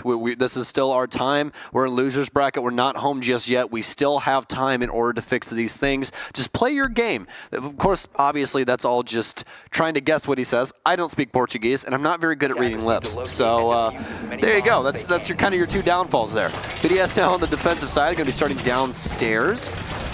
Kind of the same setup that we were seeing from the other team in the likes of MIBR. So we'll try and compare the lineups here. Shaiko going to bring the Jaeger, check. No mute though. That was something that we did see on the defenses, or actually, excuse me, look at the wrong lineup there. Smoke as well, Kaid, Goyo, Pulse. Actually, yeah, all except for the Legion. That's the only thing that's missing from theirs. So, who is actually in place for that? It's actually the Kaid, so yeah. Kaid's out of the mix right now. Not trying to actively deny the hatches. Yeah, instead they just brought 2 sets of impacts, which works just as well. As we saw in that first half, with BDS struggling in their own regard to get things open. Who needs electricity when you have gunpowder? Rafal is also going to set up one of his shields a little bit deeper into mud to try and prevent any access there, and more importantly, the pinch against their team if MIBR tries to take a page out of BDS's strat book from the first attack they did on this basement. Shaiko is being Shaiko right now. A very aggressive hold at top blue. Yeah. Not going to find anything from it, though. No one from MIBR feeling keen to contest that this early on in the round. Yeah, so that's something that we saw Cyber and Shaiko do, both contesting that blue stairs early just to see if they can get a pick. But no one going to be negligent enough to pick that, or peek that, excuse me. Drone works now for MIBR on the offense, obviously. As they're trying to clear out this map, make sure that there's no roaming going on. But again, it's going to be, relatively speaking, the same setup that we saw from MIBR. So they should know what they're playing into, especially after they get this drone game going on. RxWD trying to set up an angle over the top of the church wall, more than likely for a C4 or something, or we can always try an impact trick, but that's not going to work out too well since it's Habana and Maverick. X-Kairos, you can set him up a lot lower on the wall, to where they won't get impact tricked, as opposed to Thermite, which you only have crouch level and standing, and either one of those still allow you to impact trick. Cyber didn't get blue hatch open, so I'm going to assume he's going to go back and get that momentarily. Just working on moto hatch, because MIBR more than likely needs that open first. Cyber definitely a clean opening on this hatch. Oh, never mind. A little bit of extra work needing to be done here. That's unfortunate. Uh-oh. There we go. He does not have any torch fuel left. He's not getting that second hatch open, that's for certain. Well, that's a big wrench in the gears here for MIBR. Plenty of intel coming in from that pulse scanner as well from Renshiro, so this is getting more difficult and more difficult as time passes for MIBR. They might just have to try and do their best BDS impression and flood sight. He's going to throw the first track stinger down to the inside of Moto. That will isolate out Renshiro from rotating back safely. He'll have to provide, oh, excuse me, he's on the inside of Church. He'll be able to provide intel just fine there. Thank you very much. We will see the EMP grenades, the double EMP grenades, in fact, going off onto the wall to prevent any active denial. But as we discussed at the beginning of the round, that is not present currently. So the wall at Church is going to be open without a problem. Drone will be the next thing to swing in here, getting a lot of intel as to what the Church setup looks like, forcing repositionings on BDS. Now they'll attempt to open up the higher wall here, and a spot is made. Nicely done from M-King. That's Renshiro going out for BDS. The rest of the team trying to push in. They are going to establish an alternate angle from blue. The problem is Bullet, on stepping into it, ends up walking into a goo mine, which is going to delay his push further. They don't have time for this delay. 17 seconds left, and M-King is also restricted due to smoke gas grenades, and he's got the diffuser. He needs to get himself forward here. The hole right now looking strong, but no, MIBR battles their way past the opening. It's all on Rafal once again, trying to do work. He's going to be able to catch Bullet. Diffuser, though, still going down onto the ground right now. He fails to miss the player directly past the self-destruction, but he does take another one down. Does this player from the other side stand up in front of him, or will we get contested from the bar first? No, he isolates out Cyber, and an immediate one-shot onto M-King. Rafal is the master of the TCSG, absolutely ripping MIBR to shreds as he sends his team up 5-2. Rafal just stopped in the middle of that pimp walk to GN BDS. There's no way. We have chat off. I guarantee you we have chat off for this tournament. That man stopped to good night the other team. Rafal, you disgusting man. Guys, I'm telling you, I'm having nightmares of the TCSG 12. I'm going to have them. I literally just tweeted about this a little bit ago. Cade mains and the TCSG 12 are just going to be nightmare fuel for everyone. How the hell did he know that he was there? Either intel from that a dead game, teammate, dude, or Rafal's just game straight up game sense. Dude, maybe a lucky drone, or not even a drone. Literally gigabrained. That man is gigabrained. That was insane. Crazy stuff from Rafal. Oh my god. And keep in mind, guys, if you missed map number 1, that's the second time he's done it now. Rafal's a TCSG 12 king. Like, you can't take that from him. Like, Mint might have the 44 mag, but he needs to go to Rafal for some lessons, because that TCSG 12 work is just insane. That man's gonna be a legend for that. We'll be sure to get the Caillou Kings together later on here at some point. Well, now for BDS, definitely up on their high horse, moved up the CCTV to see if they can push this one step further to hit that match and map point. Gonna be bringing a limbs on the Echo as well here. For MIBR, though, that has got to be a killer. 1 versus 4, all up against TCSG 12, and, well, didn't go the way that they thought it would. Extended hold here for BDS as well. So, pretty standard stuff for them. And if you thought Rafal was dangerous with that slug shoddy, look at what he's got now. Moving over to the Maestro, he's going to have access to the Alda. Will be the cat player, and I'm not going to fault him for that decision. Right now, it seems like the smartest move BDS has made, putting him in an incredibly pivotal position. He'll have to hold both ends of the cat with the intel from his evil eyes. In the meantime, Cyber going to work to open up the walls. You heard of his work with the TCSG 12, but have you seen him transition to an LMG on defense with 81 bullets instead of 12? Well, now you're going to see that, because he's playing inside of Garage, where actually BDS had quite a few missteps, just never really killing the man playing up there. I believe it was M-King when they were doing those, but Rafal now going to be hotly contested zone here inside of Garage. Navi's ripping up beneath to try and see if they can possibly get some frag grenades up there. Gonna have to worry about ADSs as well. Do have some Evil Eyes up top to make sure that he can possibly see, but Alems is already gonna rotate another Yokai in here to try and assist him with these gunfights. But again, this is accuracy through volume. This isn't really accuracy through anything else. You have 81 bullets, you hold left kick, and you use it like a water hose. You just kind of spray it around and hope it hits something. Alems with some good capability if he uses that Yokai drone to disrupt the push into Garage. We've seen MIBR make some kind of very, very together plays where you'll see 2 to 3 players push at once, and obviously even with the Alda, Rafal would have trouble handling a situation like that, so Alems could potentially come in here and bail him out. In the meanwhile, though, Shaiko getting close to the opening window over here at pool table, picks up Hugs, who tries to roam in to pinch him out, but it goes the other way instead. MIBR right now are just outmanned and outgunned, to be completely honest with you. It's hard to watch them fall like this when BDS is able to just make these crazy plays happen, but that's a big pick. Rafal out of Garage, so now MIBR can take that over, trying to hotly contest, but Shaiko's going to pre-fire on the angle instead. Smart play from him, takes down Cyber, and they're still going to keep man advantage. That's the thing about BDS, is they've always been able to find these refrags, whether it be a trade where you get the kill on the man that just killed your friend instantaneously, or get a refrag throughout the entire map. It always seems like it only takes about 10 seconds till they are able to kill another opponent. Ranchiro taking a little bit of damage from the next engagement he takes. I believe he does some damage in return to Navi's. In the meanwhile, there's Shaiko along with one of their teammates stuck on the inside of Red Stairs. They can rotate over to Cash. Whoa, Navi's. Oh, he's getting rid of the Evil Eye. Okay. Oh, okay. Oh, what? And Ranchiro kills him. Okay, all right. That's Ranchiro from downstairs as well. He shot him through the lounge wall. Looking for somebody upstairs. He's going to hit the flick. No, didn't even know that he was there. M King gets that kill. And we're not even on equal footing yet. M King still needs to find one. 2v3 right now. Nice pre-fire from M King. Equalizes. Not very much time left. Need to get this diffuser down. M King's going to have to dedicate himself to that for 7 seconds. But they have a Yokai drone. This is so bad. Just got to count it out.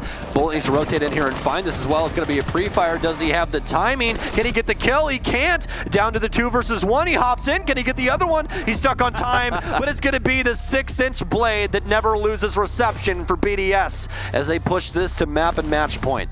Hark's WD making me panic a little bit as he misses that first swing, but thankfully had the extra time on the plant in order to move and make a second attempt at it. BDS now at match point, map point as well. One more away from closing this out and sending them onward, further into the lower bracket. They'll survive today, but they'll still be at risk tomorrow. That's what the battle is here in the lower bracket. Over to Gym Bedroom, as we're now going to try and close it out, and they've got quite a bit of freedom to try new things here. M King and Shaiko. It's kind of become the battle of these two titans to a certain extent now. Looking at 11 frags for Shaiko, 10 for M King, and the next highest player on each team at 7, with that being Alems and Bullet, respectively. They end up winning this round. All I'm going to say is I'm going to deny everything that ESL says. I want to interview Rafal, and I just want to have a conversation with him. Let's just talk purely about the TC. How the hell do you do that? What exclamation point sense in the chat? How do you make that gun work that consistently? Exclamation point ratio. Exclamation point sense. Exclamation point how the hell do you use this gun? Teach the rest of us how to control its recoil, because I hate that gun. I hate it. It isn't even like, I just don't really like, I despise that weapon, because there's always people like Rafal that kill you with it. You're like, I really wish I could use that, and you can't, because you suck. So I just need to, maybe I just need to admit that I can only get kills with Ash and Jaeger and just move on with my life. That might be good. Yeah, honestly, good starting point. It really, really might be. But BDS going to be doing a lot of reconstructive surgery on the floor. Thank you, Medics, for highlighting that. Already made the rotates in for the site as well, so you can transition in between weights and master. Extended hold for BDS once again here. So pretty rudimentary stuff. Get your reinforcements on the side. Did they extend the other two all the way to server wall, though? They did not. Server wall is still going to be free, or excuse me, CCTV wall is still going to be free for the taking.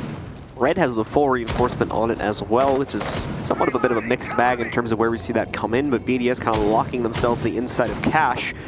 Could prove dangerous or could prove useful to trying to isolate out MIBR's pressure, which right now is contained almost entirely onto the roof, as I'm sure you guys can spot.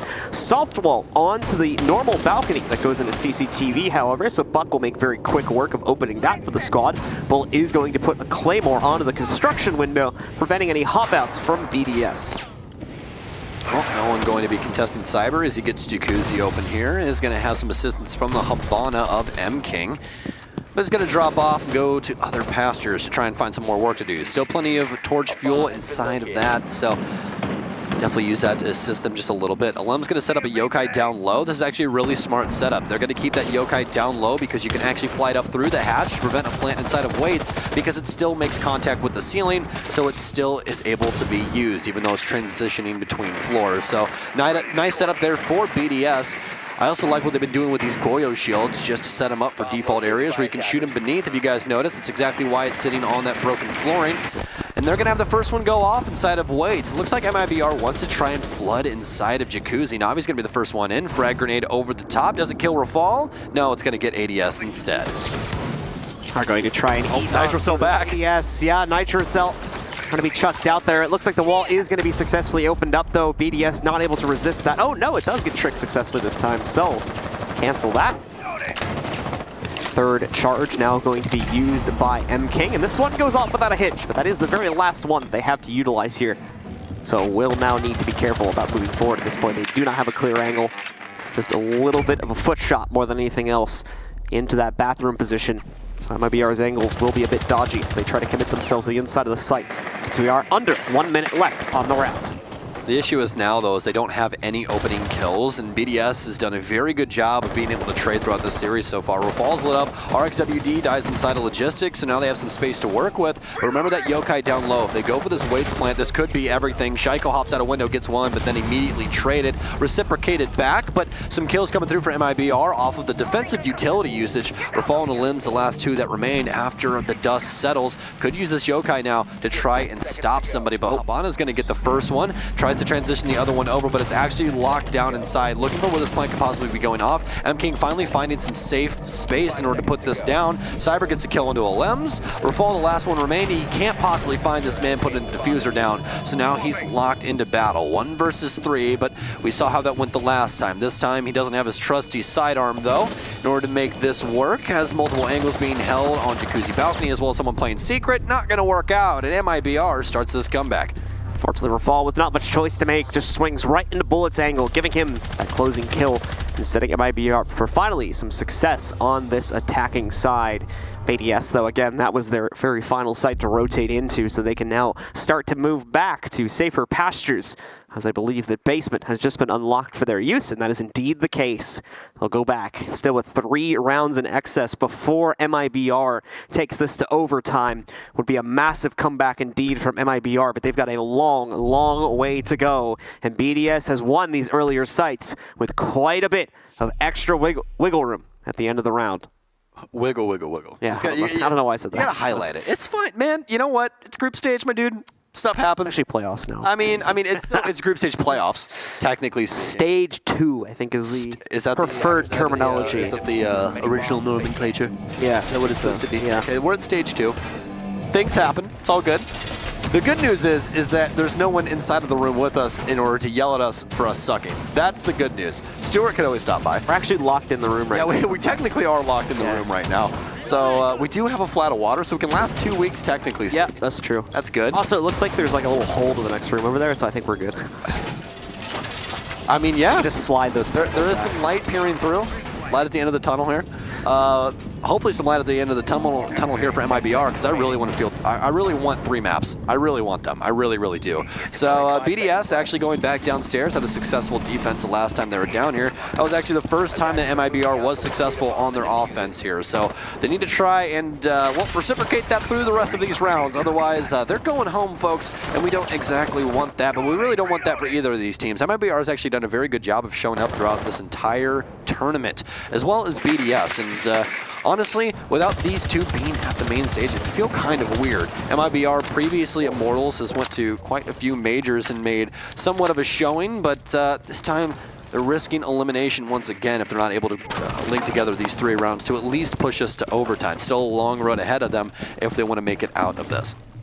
Bullet the first to swing in. He's going to swing down very quickly through red steps and work his way over towards blue. Drone supporting him in the process. Shaiko, in the meanwhile, nowhere to be found as he has been roaming out here previously, but at the moment just behind the big blue box, sitting in a room with the very same name. Shaiko going to try to swing. Does get a little bit of a contest going up against Bullet, but no damage done to either player, so both will back up. Nice little drone position here as well. Right on top of the vents as it swings further down is going to give them good amounts of view over what's happening down below, and hopefully catching the mistake from Shaiko when he peeks in the future here. Shaiko, in the meanwhile, is trying to catch out the Maverick, opening up the hatch in front of him, but he will be Zophia'd further back behind the blue box. I like this setup for blue. So much utility dedicated here, and this section of the map really needs it. Goyo Shield, Evil Eye, as well as some ADSs to try and help out Shaiko delay as long as possible.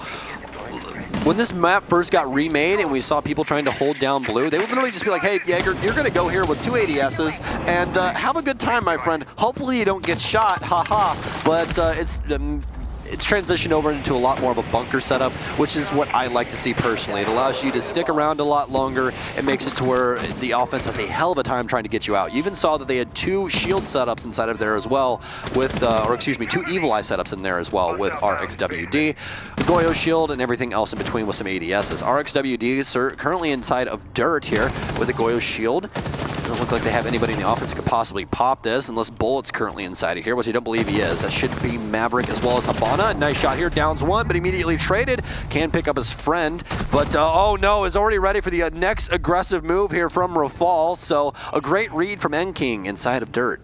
M-King once again stepping up big here for MIBR. Not only does he save his teammate, but he gets the double kill on top of that beautiful stuff. Bullet now making the push from Oil Pit. Does BDS realize he's there? It does appear as though Shaiko's got an angle to lean into it, but they've got presence coming in from Dirt now. That very same pinch we saw BDS use in the first round is now coming back to haunt them here as they're on match point. But so far, Renshiro and Shaiko able to hold Shaiko, getting a snapshot on one of his opponents, but no, Navi's swings around the corner anyway, takes him out with the skeleton key, and with another kill going in his favor, Renshiro sits as the only man left standing. Won't be able to deny the plan. He's well too far away to be able to stop that. I mean, if he got access even towards kitchen, I'm not sure if the hatch is even opened right now for his play. No, it is not. So Renshiro has very little recourse right now. Try and swing back in and pull off this 1v3. This may be round number 4 for MIBR already secured. It's going to be a very hard course correct here for Renshiro as he comes down main stairs. Takes the first gunfight, but Navi's already has the lineup. Rips Renshiro's head off, and MIBR finds round 10. And as you said, that's going to be their 4th round here. So they still have 2 rounds to go. Some clapping there from Gil. Ready for these guys to bring it back. BDS, honestly, I feel like they just need to recenter and get a little bit more aggressive, to be fair. Like the aggression into Dirt was great, but I feel like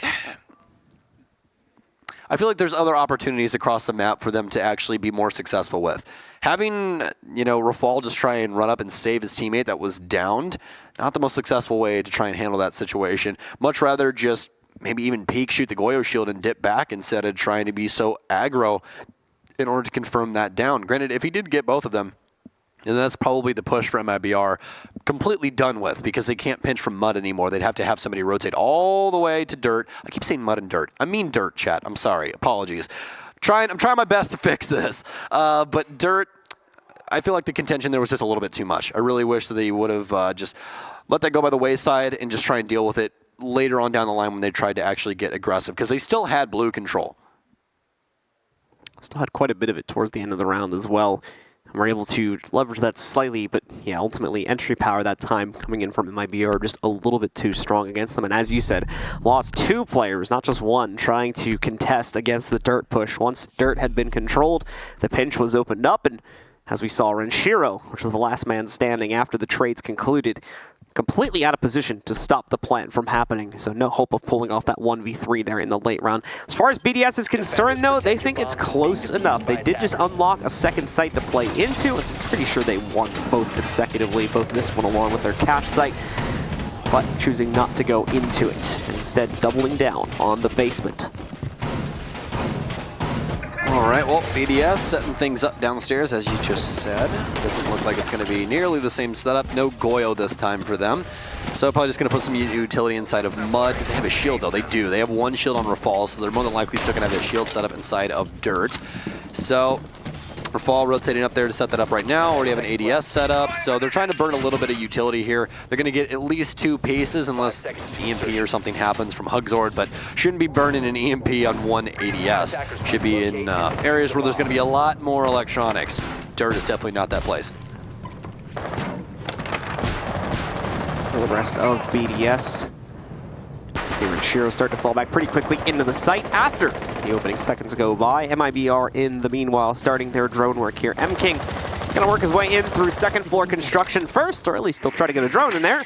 Missing the toss, not a big deal though. Just a quick little correction on that. And in the meanwhile, Bullet, more likely going to open up the CCTV angle and quickly drone that out. A little bit dangerous, just jumping right onto his drone right there, but thankfully I'm pretty sure they have the intel as to what is on the inside of Cash anyway. No risk for Bullet, he'll walk right in, swing through the red steps down into blue, and start taking that control away from BDS. Obviously being a little bit cautious of Shaiko being here. He's already been in this position on the first round. The one that we actually saw BDS win, although I don't think Shaiko was able to make any impact from this position specifically. He ended up just falling back since no one on MIBR took the bait. Well, they'll drone out Shaiko, and now it's an attempt by MIBR to try and fight the final boss of blue. Tucked in beside that, behind the AC unit, excuse me. Working on the working with the torch upstairs. Wow. Working with the torch upstairs on the hatch to get it open. There we go. Let's actually have words flow from our mouth there. There we go. So drone work now, trying to figure out if Shaiko is still in behind this. He's wasting a lot of time, still has ADSs and barbed wire on both fronts. Has that rotation to try and save himself as well. It's going to be one of the Yokai drones from a limbs eliminated that was inside of blue, so he's only going to have one more for this round. Minute and 20 seconds remaining, plenty of time for MIBR to commit themselves to their execute. They've also got multiple angles already open. The drop in from Bullet, they are going to try to put some pressure onto Oil. But right now, it's being delayed. Smoke gas grenade thrown in from Rafal is currently holding back the dirt push, and that may explain why the Oil Pit and blue players are also held away. Rafal chucking out another one and delaying just in time. Drone in front of him, but he's paying no mind to it currently. His position's obvious. They don't have to worry too much about him. The drone just trying to swing around and distract, but not really working. Cyber is going to be sent back and nearly killed, actually, by the gas grenade. That was the last one, however, from Rafal. So soon, he's going to have to get ready for the full fight. Shaiko, nice snap from Bullet to quickly take him out, although he wasn't low HP. And now, finally, Rafal is thrown into this fight. Bullet finding a second, opening up better angles to push further into blue. Navis will be dropped on trying to push further in and pokeballed successfully by RXWD. The Smoke still holding the shield position. They are trying to isolate out his head for a quick headshot so they can finally push past him, but so much trouble doing it. He'll down the first. Does he get the correction this time? And he does. Downs them both, and that is going to be it, ladies and gentlemen. BDS finally close out on their second attempt to hold on to basement, and with that, complete the 2-0. They'll be safe for today. They'll move forward onto the main stage. As far as MIBR is concerned, though, just falling a little bit short here at this SI. Commiserations to them, as they will be eliminated, leaving only NIP alive as the hopes and dreams of Latin America here at SI 2020. What a hold from Rafal. Only 8-8 on the scoreboard, but definitely more than that inside of the hearts of France, because that was so impressive inside of dirt. He made that stand so that blue would not be taken over, and the pinch couldn't happen. They had to try and flood blue instead because they couldn't get around him. Had no soft destruction to get rid of the shield.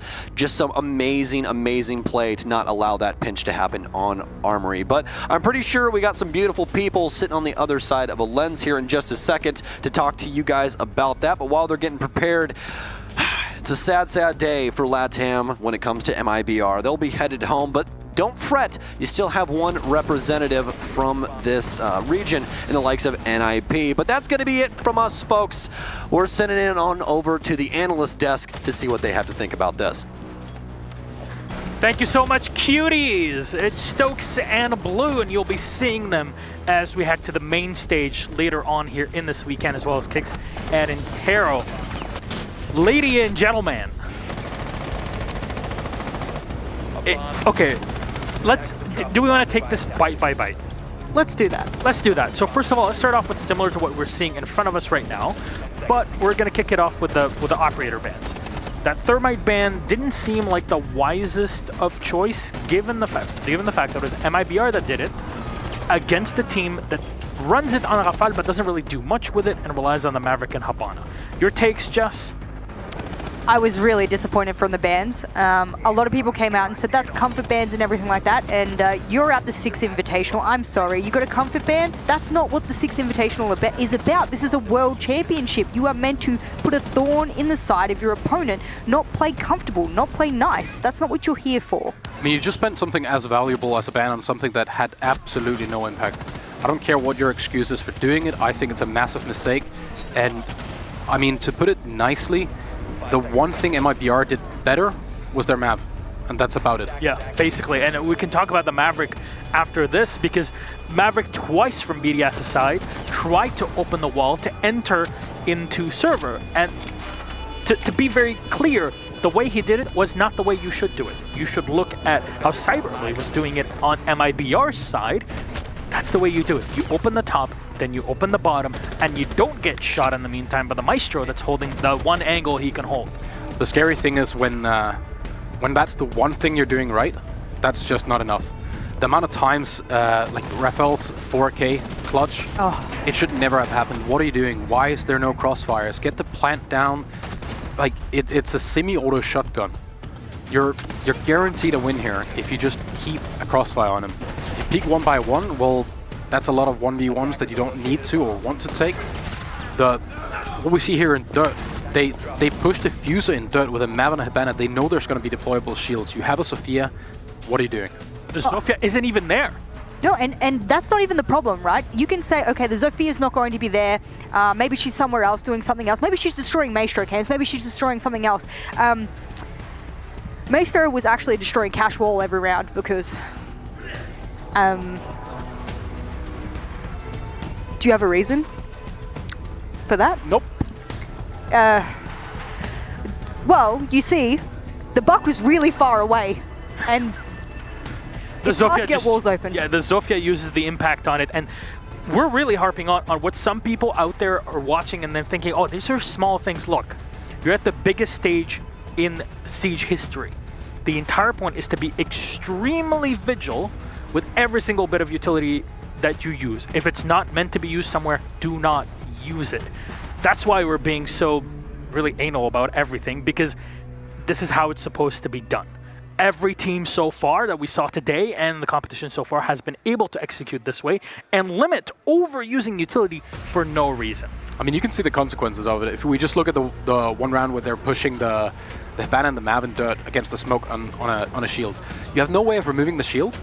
You have the diffuser with you. If you die, all smoke has to do is jump over that shield and play the shield on the reversed angle. That shield needs to go. You take the round before that where they do play a Goyo shield and a Maestro behind that. You have a Sophia, you have a Buck. One of them needs to be there. One of them needs to deal with this. You're not going to have your Mav like crawl up to that shield and burn it, right? Do it on the Goyo shield, man. And that was really disappointing because they sent the Maverick and the Hibana down to deal with that shield, and the Hibana still had pellets in her pocket. She was not doing a lot of her job that she needed to do. Okay, there was impact tricking in kitchen. You cannot open the hatch a lot of the times because of it, but try and use your utility for its purpose. And a lot of the players that came out of MIBR with the utility weren't using it for even their purpose, or they were keeping it in their pocket. And these are good players, ladies and gentlemen. These are great players. Yeah. And I don't know what happened over there with them, but whatever happened turned them into players I've not seen them play before. Very true. And BDS, it's not like they weren't struggling on their side with communication. Once we headed into Bank as our first map, it got really complicated. We started to hear their comms get really, really cloudy, and it seemed like there was a bit of a confusion in between them. We went to Clubhouse after a very successful map 1. Things got a bit better, but you could still hear that there were times Elems is calling, and I'm listening to them. I can understand what they're saying, and he's saying, push, push, push, push. Now, all of us. And then someone is just hesitating and not going. It's like, go now. I called it. We have 20 seconds. This is the strategy. And after that round is done, he's talking. He says, do me a favor. Everybody listen. When we call something and we have everything ready for it, we go. Don't hesitate. We don't care where you are on the scoreboard. What matters is winning it in the end. And it got to people's heads and it clicked for BDS, and they started doing a bit better. It ended in a 4-2 half on their attacking side. That's really good for Clubhouse. That's it. Before we close things out, very sorry, Alex, to cut you off for just a second. We have a bracket. Production's telling me, like, yeah, let's show this. Let's recap things for people. So here we are, upper bracket final, TSM, Space Station Gaming, all North American, guaranteed in the grand final, NA. If you ask me, this might be NA's tournament to win, but that is something that we will see over the weekend. Dark Zero versus NIP is one of the games as well. Fnatic, BDS will be facing off. At the main stage, these two teams will be played on Friday, or these two games. I'm happy that EU went through, but I think BDS might have gotten the easier game to get to this spot. I think it comes down to the day. As I said, this is not the MIBR I know. I've watched before, and I think MIBR is going to go back to the rooms and think, what did I do today? Basically. I've never done this before, and I don't know why we did this today. So I think maybe they got the good day, let's say. I mean, especially when we saw the communication struggles on BDS, the fact that they could struggle with comms to that level and then still kind of demolish MIBR, it can only be easier for BDS in every other game coming forward, right? Because surely they can fix some of these issues before next game. All right, well, speaking of next game, let's take a look at our schedule on Friday. Here we are, opening ceremony. That starts at 11:40 a.m. There'll be something cool, as everybody is actually always used to at Six Invitational, our third big show and our biggest one yet, followed by Fnatic versus BDS. Our show match. Alex, I'm told that you're going to be playing. I look forward to losing on stage again. Oh, God. Well, at least this time you can't blame it on drones. That is true. And then it's NIP versus Dark Zero, our second matchup. Of course, these are the two lower bracket matches. And if it says that it starts there at noon at 12 Eastern, which is local time here in Montreal, it means that it starts at exactly that time. At 1700 for that second game, it starts at that time local here at Eastern. So if you're watching in the EU, you add 6 hours to it on West Coast. If you want to add for London, then it's GMT +5. So you can iron it out this way. It's all on you though if you miss the games. So make sure you don't. There's a lot of drops to get there as well for the fans that are doing it for a tiny bit more than just watching the games. But closing thoughts on today. Today's been an excellent closeout. We had those 2-0s in flurries, so it's good to see that we got to the end of groups and people are dominating as they should be coming out going into the playoffs. So I'm very happy with the results. I'm a little bit upset for a few teams. The fact that we don't have the world champs playing on the main stage is a little bit hard, because I would have liked to, if they were to lose there, for someone to take that away from them on the main stage. But it is what it is, and we've had some damn good games. Yeah, well, now let's see. North America stand very strong at the beginning of the playoffs, the main stage playoffs here for Invitational. 3 North American teams. We have Fnatic as well as BDS. So, yeah, I'm pretty darn excited to see where this goes. So, ladies and gentlemen, thank you so much for watching so far. We've gone through 3 days of the group stages, 2 days here at the playoff stage number 1, and then our second stage, main stage. Place Belle, Six Invitational, starting on Friday at noon. It's gonna be pretty darn sweet. I hope you're ready for it. We'll see you then. We love you. Good night.